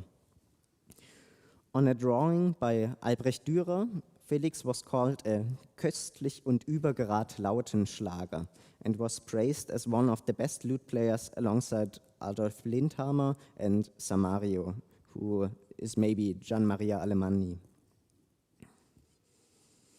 However, it would be the only piece by Felix Hungersperger we know about today.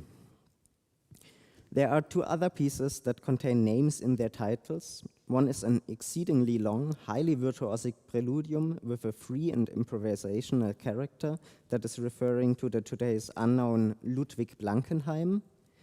The other is called Mutette Adolf, which could be addressed to the famous court lutenist of King Maximilian I, Adolf Blindhammer.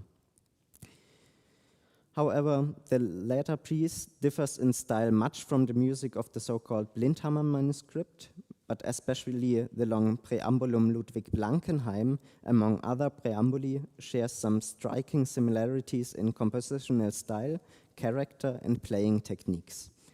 This and the other repertoire that's close to members of the court chapel of Maximilian I led me to the conclusion that the manuscript arose in a somehow connection to Adolf Blindhammer or his surroundings.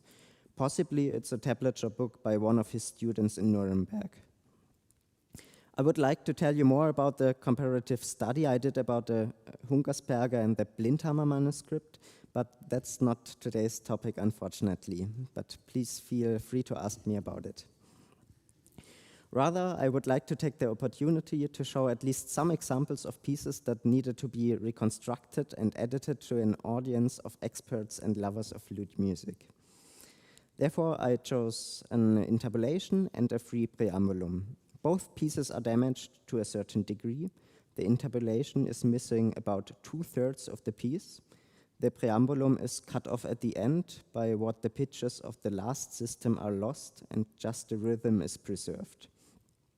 Whereas reconstruction of lost music is relatively easy when the vocal model is known, the new composition of missing content in free genres is much more difficult and speculative. Therefore, I chose an example which at least contains rhythmical information throughout.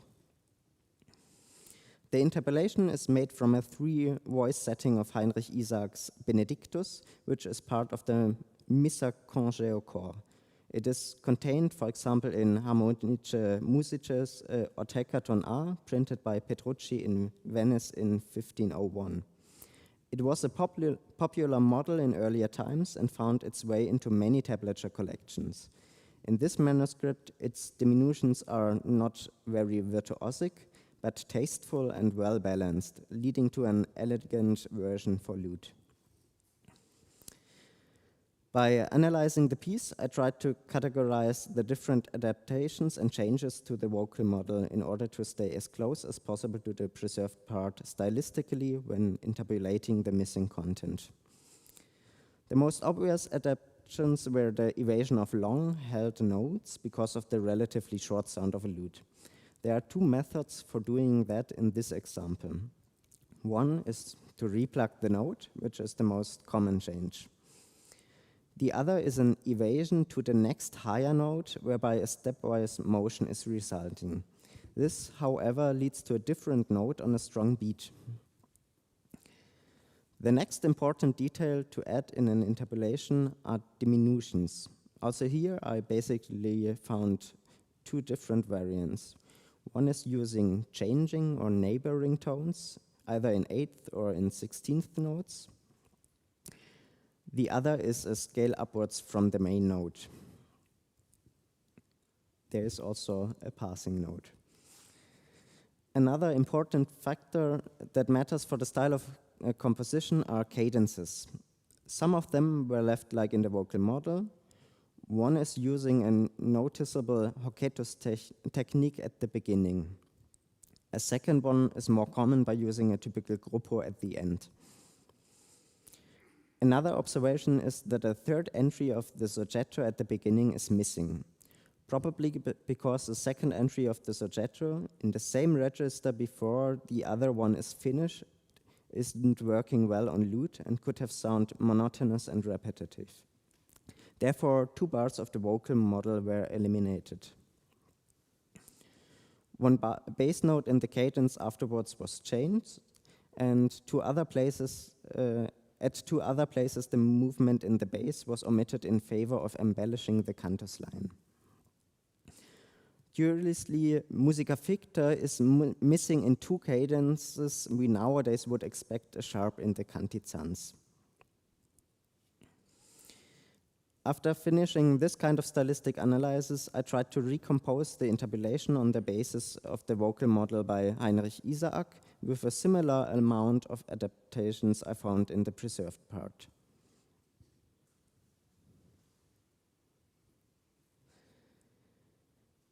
I used the gruppo cadence 2 times with slightly changes. For the last cadence, I decided to lean on the hoquetus motif from earlier, but this time with 3 voices for a proper ending of the piece and with a nice false relation between cantus and bassus. In 3 places, I omitted the bass in favor of the cantus.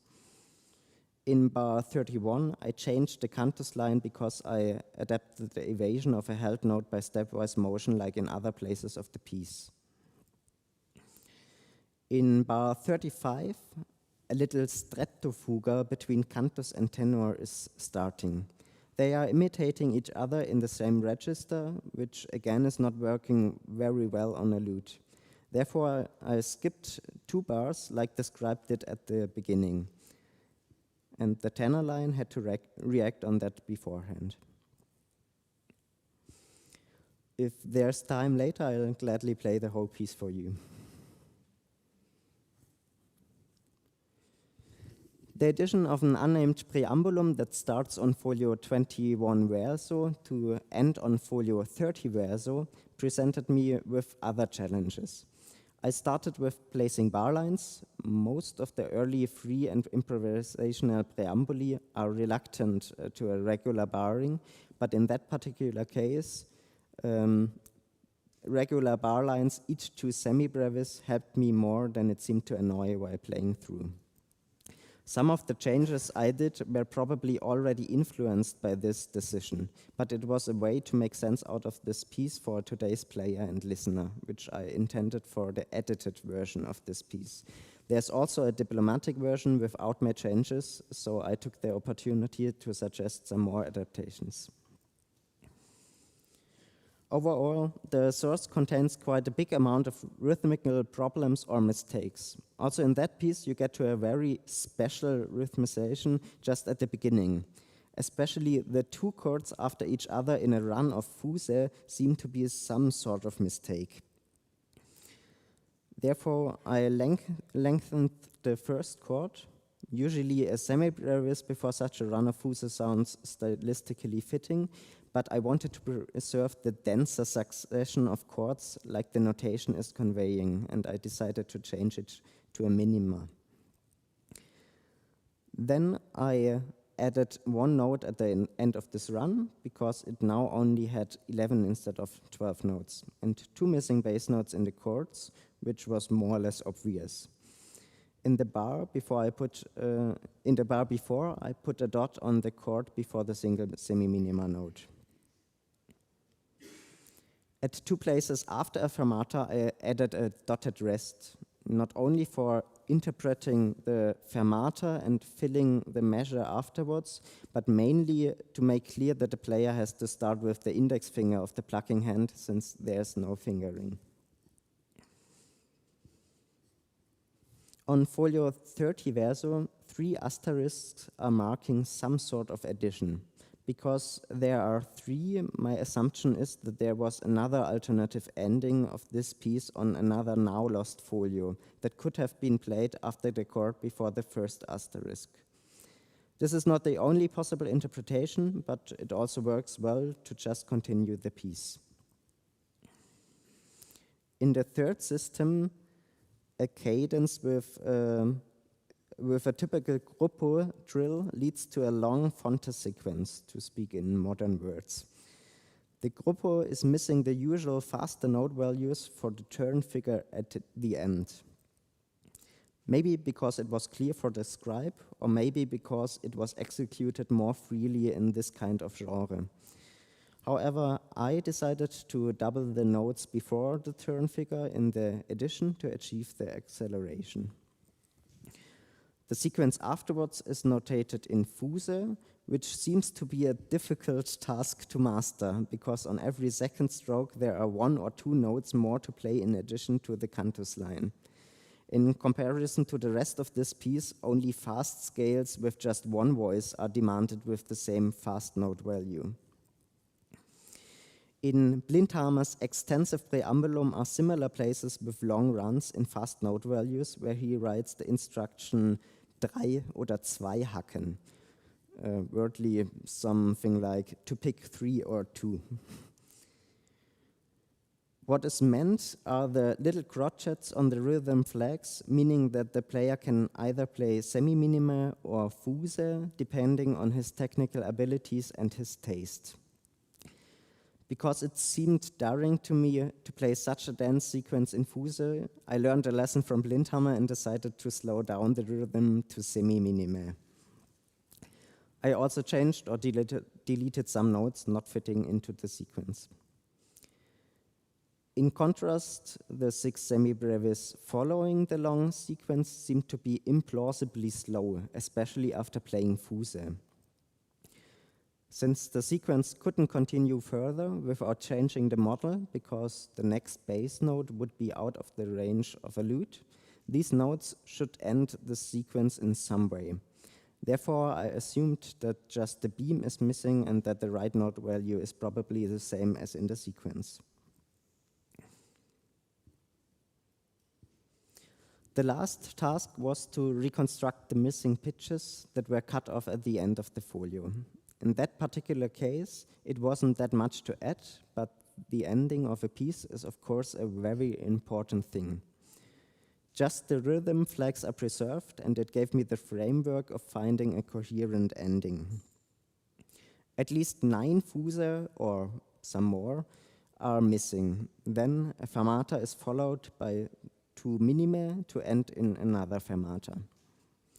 For the faster note values, I wanted to stay as close as possible to the motivic vocabulary of that particular piece. One conspicuous characteristic is the multiple alteration between 2 notes a tone apart. Also, the last run of notes begins with altering C and B natural, thinking of a lute in A, at least 3 times. So I continued this movement and added 2 other alternating figures in descending direction until I arrived to the second last chord with 2 more notes that are assuming the continuation of the sequence. Since the rhythm of the very ending isn't usual at all, I searched for a special harmonic structure in other pieces of the manuscript that could fit in. In the long Preambulum Ludwig Blankenheim, I mentioned at the beginning, I found a plagal cadence with 2 striking passing notes in the bass, just before a little Binnennachlauf at the end of the first part of the piece.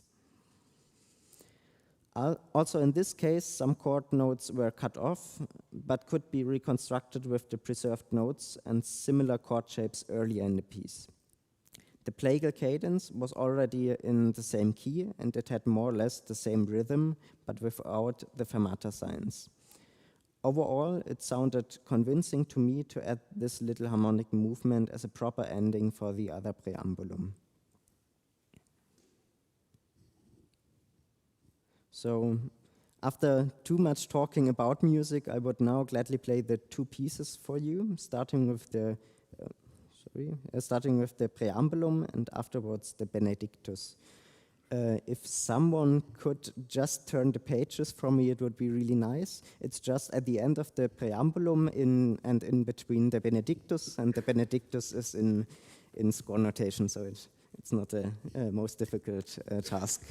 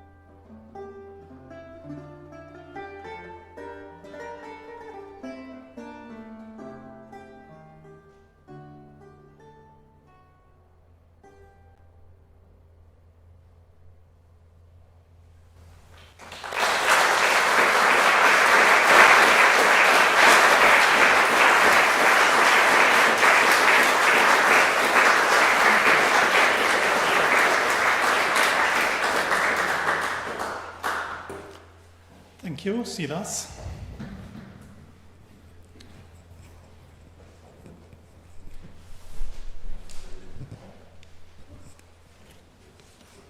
Thank you, Silas, and beautifully played. I had a question about the first preambulum you played, and then the passage you decided to make half the rhythm. I was wondering, actually, was the scribe suggesting not that that passage should be at the same speed as the fusée that just happened before, but what he was actually saying was, just play this bit as fast as you can. So it's not to do with the exact rhythmic. Because to me, yeah, it seems like it's a big mistake to make. You're talking about, sorry. Yeah, so I'm talking about, the top passage here, yeah. Yeah, you are talking about this decision to... okay. Yeah, it just sounded not right to me to play semi-brevious notes after such a dense structure like the sequence before. It was, for me, somehow I needed to play the semi-brevious then faster. Maybe it's just my taste, but I found in that manuscript many rhythmical problems, forgetting beams, forgetting rhythm signs at all. And then I thought in that particular case, since the sequence is ending, that's the best option I found. Okay, yeah, thank you. Sorry, I think I may have just misunderstood what you've done, but I'll speak more to you about it later. So thank you.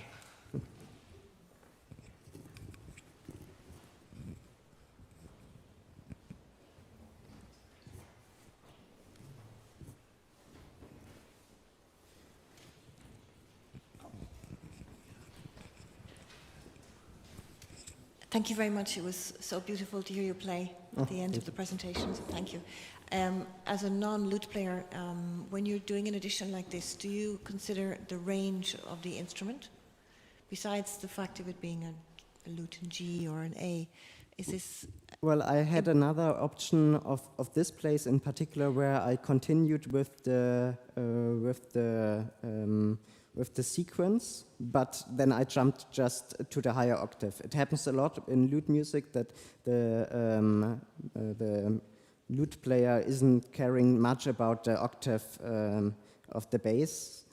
I had that option, but I was more convinced by that option in that particular case. Okay, thank you.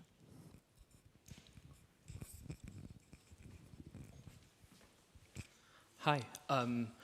Is the not caring about the octave, is that due to like sequences descending to that double course with the octave within it, so they just think, let's skip anyway? Yeah, that can also happen because the bass notes are anyways tuned in octaves, so sometimes if you jump then again in the middle range of the lute, it doesn't sound as a mistake or as a jump of the bass note. So that wasn't really the problem I had with this. It was more the rhythmical problem that it gets so slow afterwards. Yeah.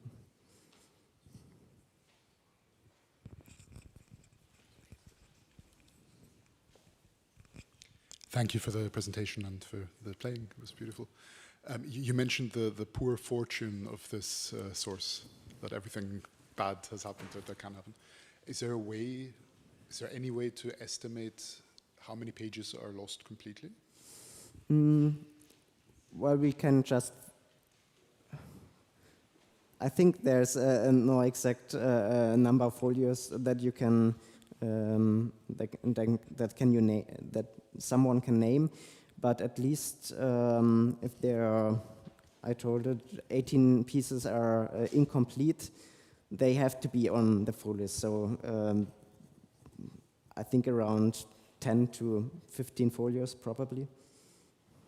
But perhaps I may add, because this manuscript has at least 7 different hands. It's really added by many people, and it's not really a manuscript which then was damaged, but added papers and so on. And Meyer and who was his colleague from Geneva who tried to reconstruct it with paper marks and so on. It's hopeless.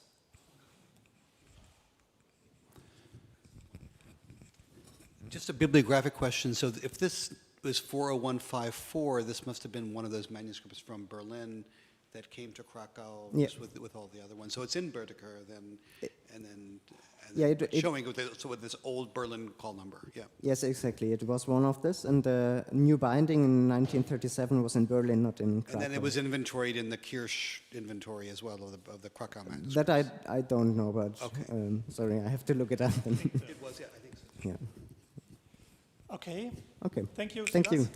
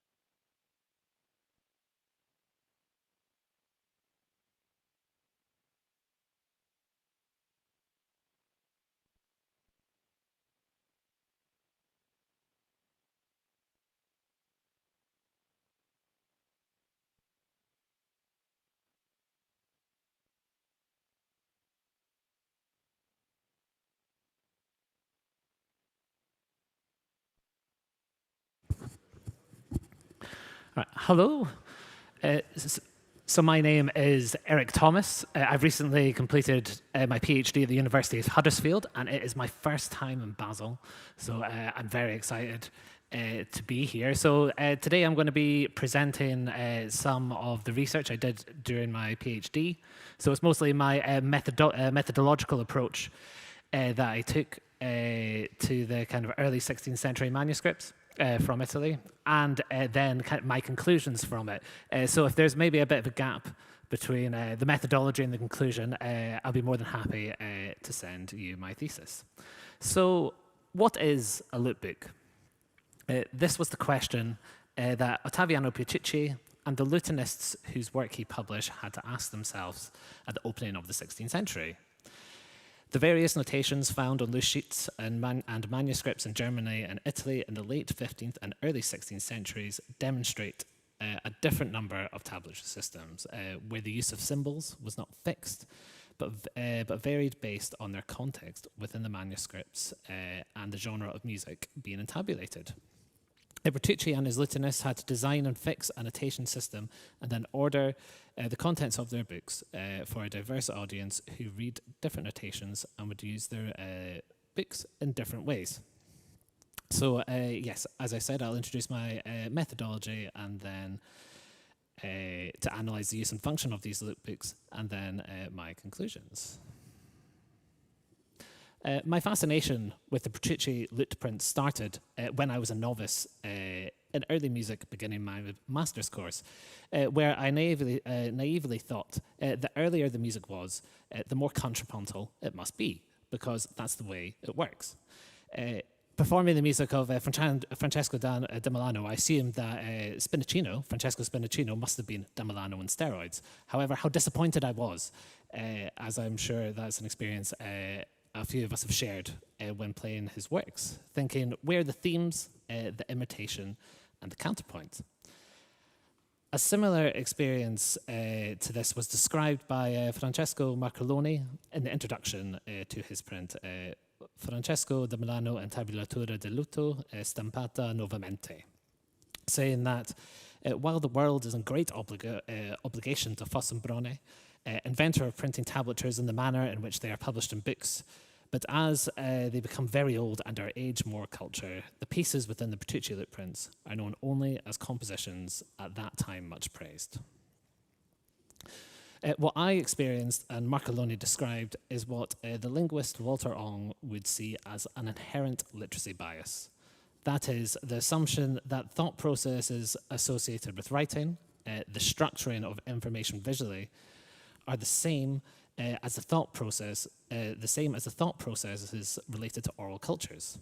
What I assumed was missing from the compositions of Spencino, Gianambrosia d'Alza, and Franciscus Bostonensis, themes, imitation, and counterpoint, are the written features associated with the Franco-Flemish culture of composition introduced to Italy in the second half of the 15th century. Written themes, imitation, and counterpoint become objects that can be manipulated through various processes, transposition, diminution, augmentation, retroversion, things we all learned in counterpoint, and then through the various tools of writing, cartelle, vellum, and paper. In contrast, the most celebrated Italian-born performers came from an oral culture of performance, what has been famously labelled as the unwritten tradition by Nino Perrotta, a culture where the influence of writing on the oral process of transmission remained partial, what French literary theorist Paul Zumthor described as mixed orality. Here, words or music are not objects to be manipulated, but events, utterances which once spoken can only be recollected rather than viewed. For Zumthor, orality is found in any performance where the transmission and reception, at least, are carried by voice and hearing. And features such as facial expressions, gestures, clothing, and interaction with the audience are of equal importance with language in the oral text, which he describes as the totalizing force of oral poetry.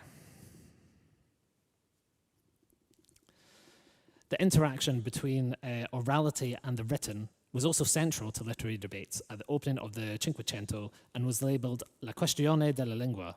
Writers such as Pietro Bembro, Baldassare Castiglione, Niccolò Machiavelli, and Gian Giorgio Teresino argued over what the written word represented.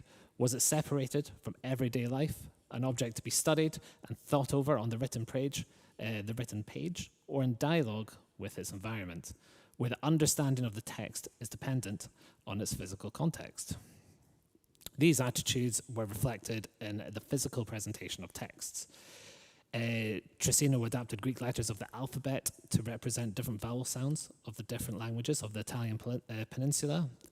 Machiavelli published most of his works in manuscript, as we can see here from an example from his manuscript version of The Prince, which has been described as soft publishing. And then Bembo, in contrast, published his edition of Petrarch's poetry without commentary, which was common at the time, and had a highly developed style of punctuation, which clearly showed grammatical understanding at sight. So, most of the previous literature, with a small number of exceptions, see the contents of prints, of the Bertucci lute prints, as remnants of Perrotta's unwritten tradition, looking backwards to a style of oral performance that is due to its effervescent nature is now lost. The compositions and their value for contemporary users and listeners of the prints are lost to us, and as Marc states, are known only as compositions at that time much praised. Recently, though, the field of early modern Italian literature has returned to surviving written traces of oral poets and reassessing their relationship with oral performance cultures. Building on the pioneering work of Nino Perrotta, scholars such as Blake Wilson, Elizabeth Elmy, and Stefano Lorenzetti have been questioning our contemporary relationship to the text and examining the residual orality within the written and surviving text relationship to oral performance. In light of this research, I propose that there was not only la question della lingua, but also la questione dell'Intabulatura, an argument about what it meant to read, write, and compose in lute tablature. Viewing the lute prints not as transcriptions of an oral practice, but as part of the tail end of the mixed orality of the early 16th century cultural life, in which oral and written forms coexisted and influenced each other. So building on Walter Ong's pioneering, though at times problematic, book, The Orality and Literacy, the Technologizing of the Word, social anthropologist Jack Goody provides 3 interfaces where the written and the oral can interact. So the meeting of cultures with and without writing, historically and geographically, the interface of written and oral traditions and societies that employ writing to various degrees in various contexts, and the interface between the use of writing and speech in the linguistic life of an individual. So, in the Petrucci Lute prints, these can be identified as the previous cultures of predominantly oral Italian plectrum lute performances and a written German instrumental tradition. The transcription, arrangement, and collation of frottola, Franco-Flemish chanson, and dances within the prints, and how these would influence their use within the performance cultures associated with textus chansonniers, and the oral self-accompanied performance traditions that Blake Wilson defined as a popular culture centered around Kateryna, and a humanist court culture of oral performance Wilson termed cantaria lyrum. And then finally, the influence of the oral and the written on the Petrucci lutenist compositional process. Sources such as the Pizarro manuscript and Theobald manuscript and fragments, the Bologna 596 and what is termed the lute piece from Freiburg, that has recently been examined by Irina Doring, show a culture where the notation of lute tablatures was not yet fixed.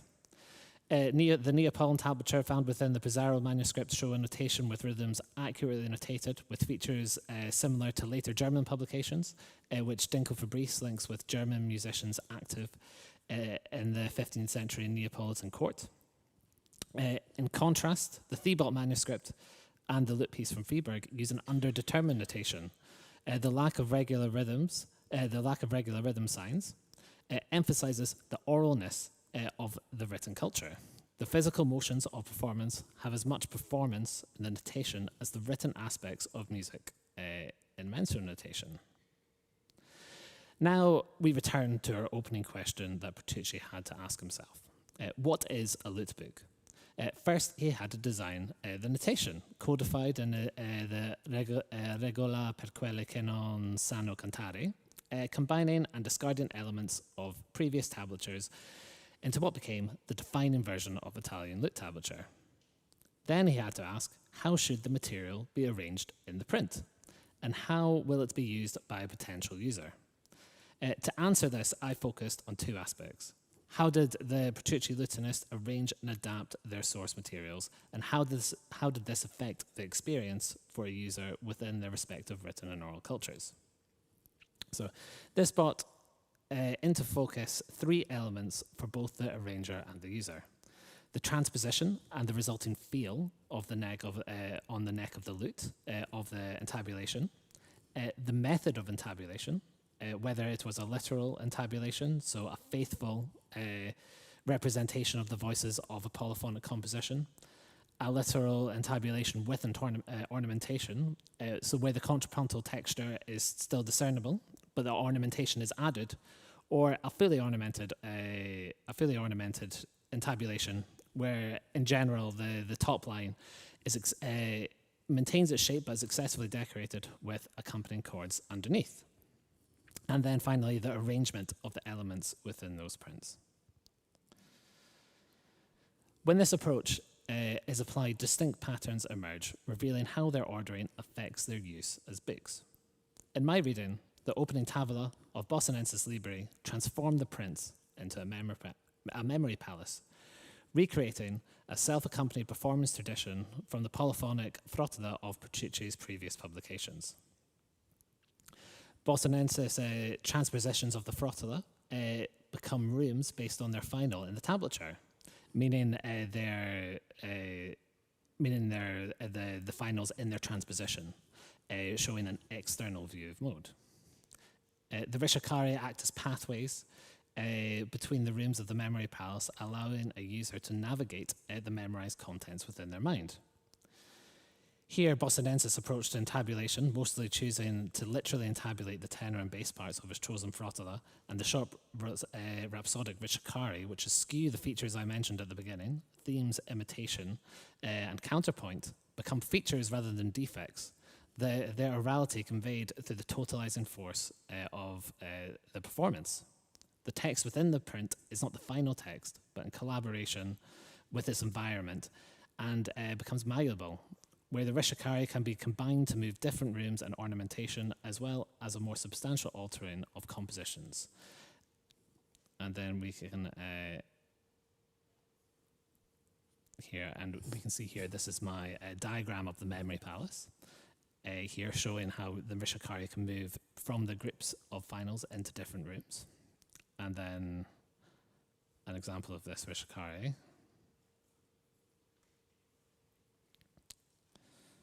Sorry, just a second. The script has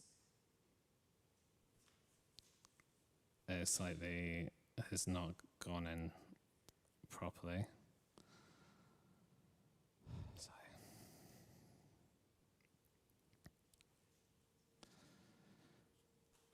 Here.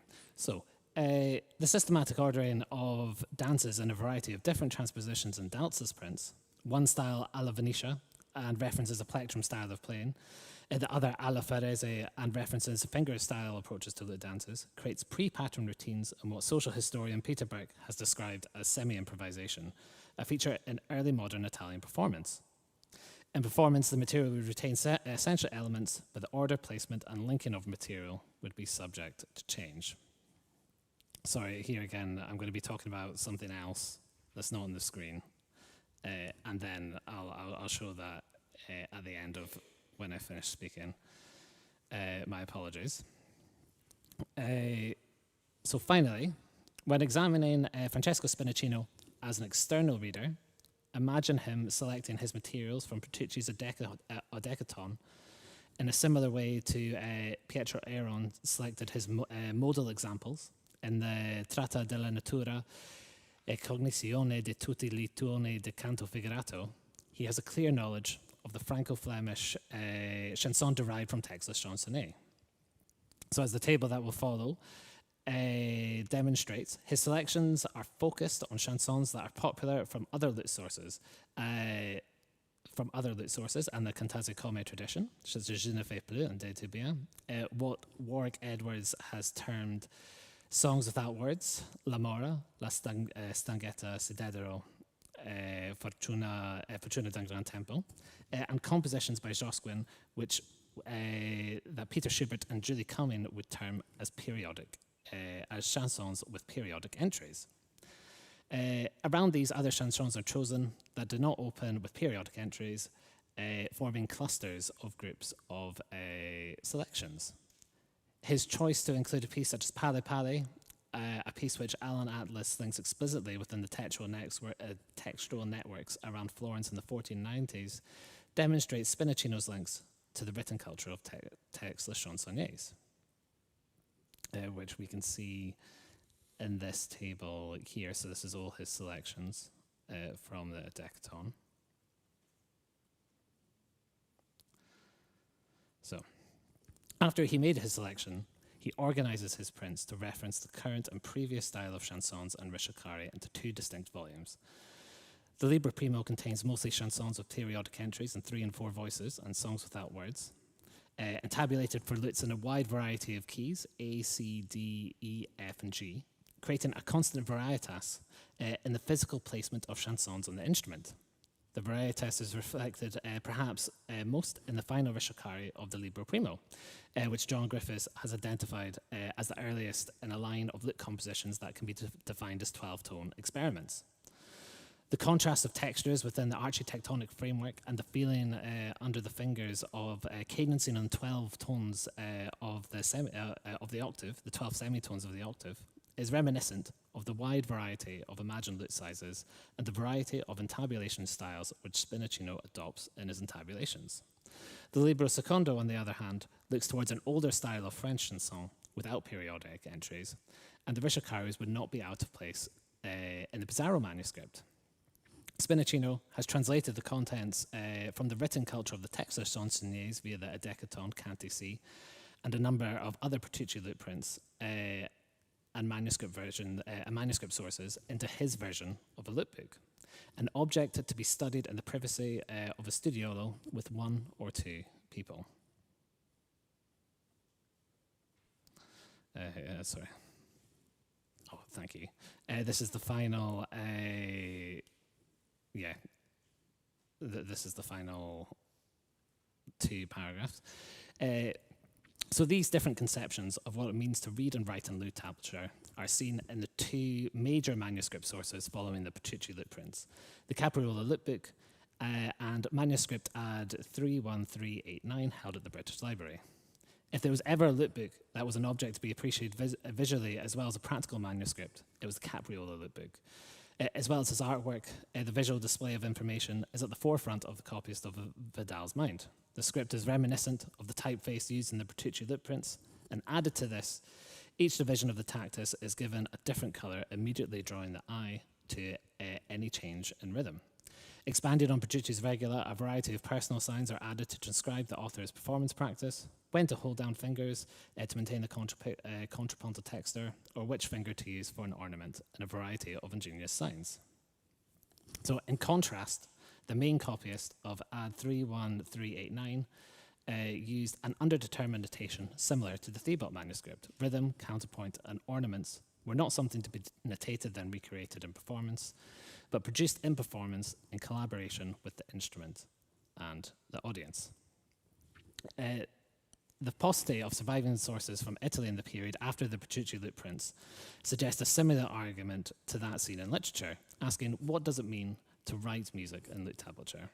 The written culture around lute tablatures resisted codification in print. The seemingly uniform Petrucci lute prints, at least in notational practice, in fact display 3 different attitudes to what it meant to read, write, and compose in lute tablature.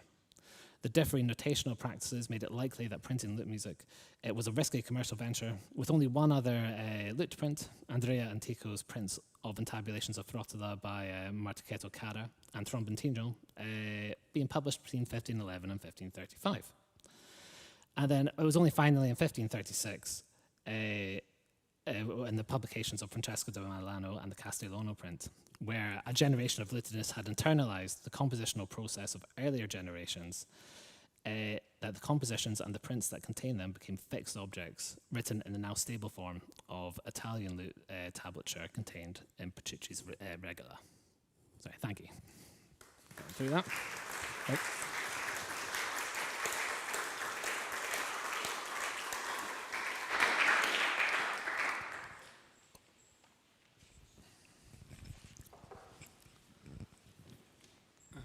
Hi, Eric, you mentioned Peter Burke and his ideas of semi-improvisation.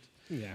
It kind of brought to mind another Peter Burke idea, which is he had about the, he talked about the great tradition and the literal tradition, the crossover between, or the 2 coexisting musical traditions and other cultural traditions that existed perhaps at court, where educated people had access to the high tradition, which is very much what the what a lot of this music, you know, you're transcribing polyphony essentially, but they also had access to the low tradition. The non-educated only had the low tradition. I'm curious as to how the prints actually. Is there much evidence of crossover? Obviously, the majority of the pieces are coming from that great tradition, from the educated sense. But if you look at the Dalza, for example, some of that looks quite, for want of a better word, folky.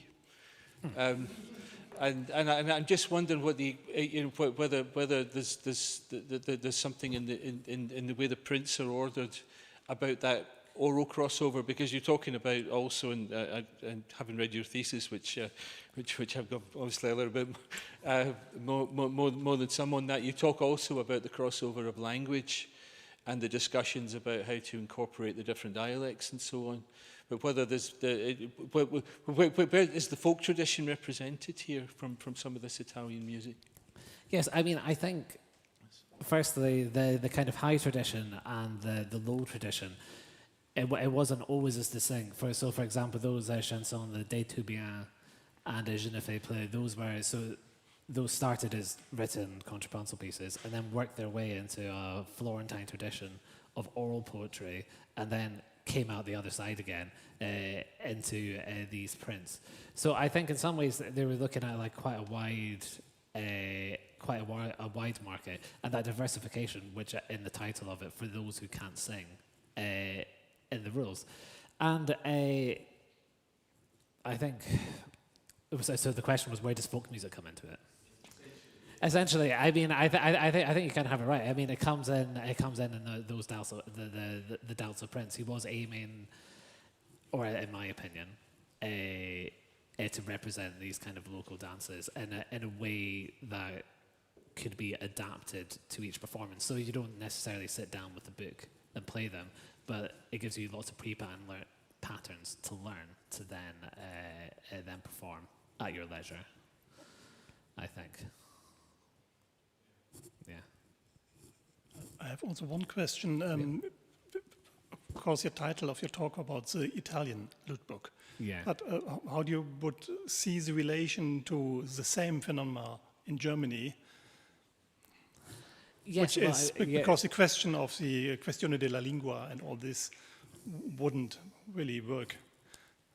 Yeah, I mean, I think I think in some ways, for me, it was about the representation of the visual. I mean, I know from Kateryna's work that there's also like undetermined German tablatures and different ways of working about it. But I think seeing that, like, I mean, I think from that was for the manuscripts from the 1530s and 40s, and like a kind of the influence of Italian practices there.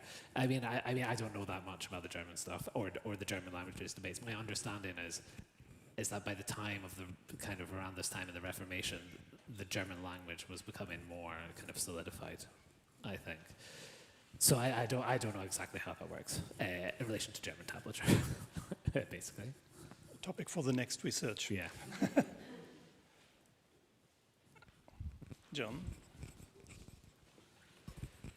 In terms of what I was talking about earlier, about breaking down the historiographical false divide between instrumentalists and polyphonists, it seemed to me that you're approaching this from instrumentalists as a partitioned off group. Is that true?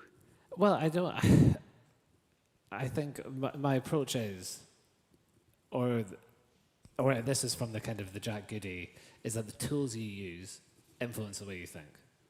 So if you're a Franco-Flemish composer, and then you're composing in parts, like Jesse Ann Owens describes, and then you're going to be thinking differently than if you're composing on an instrument, and then writing in tablature.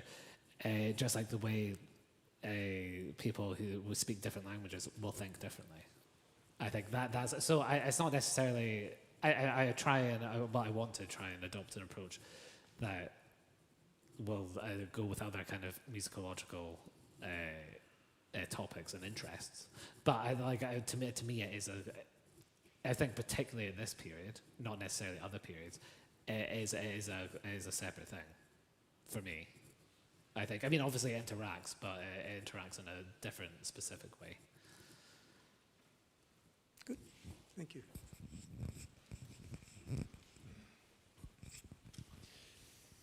I think it would be interesting to compare Spinacino, who's a good, fella to look at in terms of what the hell is he doing. To go back first earlier, we could take three different examples. If we took the Codex Faenza, this for me is the opposite of Spinacino, because this is written down, if you call it tablature, it's written out tablature for the purpose of learning how to extemporize. At the same moment, German tablature, if we follow that historical account, was perhaps created within the circle of Paumann, it certainly wasn't created specifically by Paumann for himself, I would argue. One would say, how does a blind person create a system of German tablature? But there was obviously a demand amongst his students and circles for access to thing, in a way, to Faenza. But by the time you get to Spinacino, you've got the market factor in there. Book printing has happened, and there's a huge market also in Italy for self-education books, and it was extremely fashionable to be able to play something on the lute. Everyone had to pick up their, or present their party piece. But I do think that by the time of Spinacino, we're looking at a mainly amateur market, people who want to educate themselves, and that Petrucci's motivation, if you will, is to include ultramontagna music, the intabulations of Heine von Giesegem, etc., etc. But the Dalz component of it is, of course, that Italians love their own thing as well. And but comparing, within, let's say, 100 years, with those three sources could be an interesting approach as well, because they are so different. And I would also just toss in the question of what is the purpose of making a tablature? Why does someone take the trouble to do it?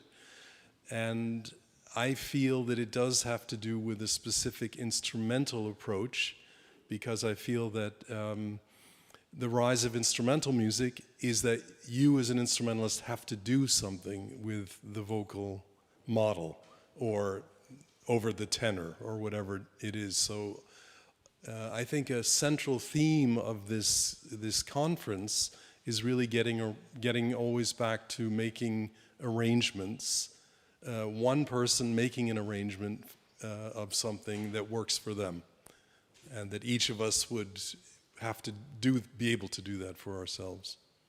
Yes, yeah. I mean, I think just to follow up on that a little bit. I mean, you can certainly see that as.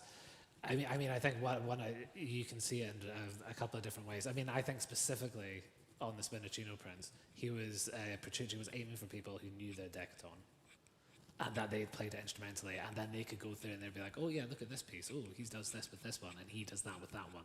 But then it does also provide models for the way he chooses the pieces and tabulates them. You can see what to do. Because the pieces that are ornamented, it's because all the voices go over the place, or because the voices are in different books. There's always a reason why that he can't represent fully the polyphonic texture. So he's presenting pieces that you go, oh yes, that is the songs without words, for example, the parallel tense that go all the way throughout them work really well on the lute, I think. So I think you're right. There's a little bit of that showing. And then I think Berman as well talks about, he thinks Spinacino and Petrucci were in business, and then the other lutenists presented their ideas to Petrucci. So they were aiming for that, exactly that kind of Italian dance market, and then the frottala as well. I would say the topics brought up now is perfect to go in our break now. I was going to say, can I just say one more thing? Yes, sorry, of course. This is very short. But myself and Sarah Solom, who's going to be speaking later, we have talked to Brill, and they have agreed they want to have a proposal of in their series, Companions to Musical Culture in Medieval Early Modern Europe, which is it's a high-level, up-to-date surveys of current research. And I've asked them if they'd like a tablature studies one, and they would like a proposal. So we'll be inviting proposals for chapters within this collection. So particular things could be innovative methodologies or surveys of geographical or instrumental tablatures in your specialism, but we're also open to proposal on any other topics as well. So if you're interested, and we'll put out a proper call later, but my email is there, and then Sarah's email will be up later if you'd like to take it and contribute. Thank you. Sorry, and that's it. Perfect. Thank you.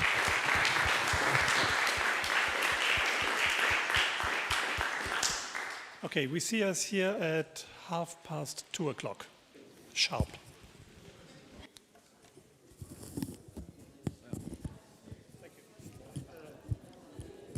You should announce this tomorrow again. Yeah, I can do that. Yeah. In the context. Yeah.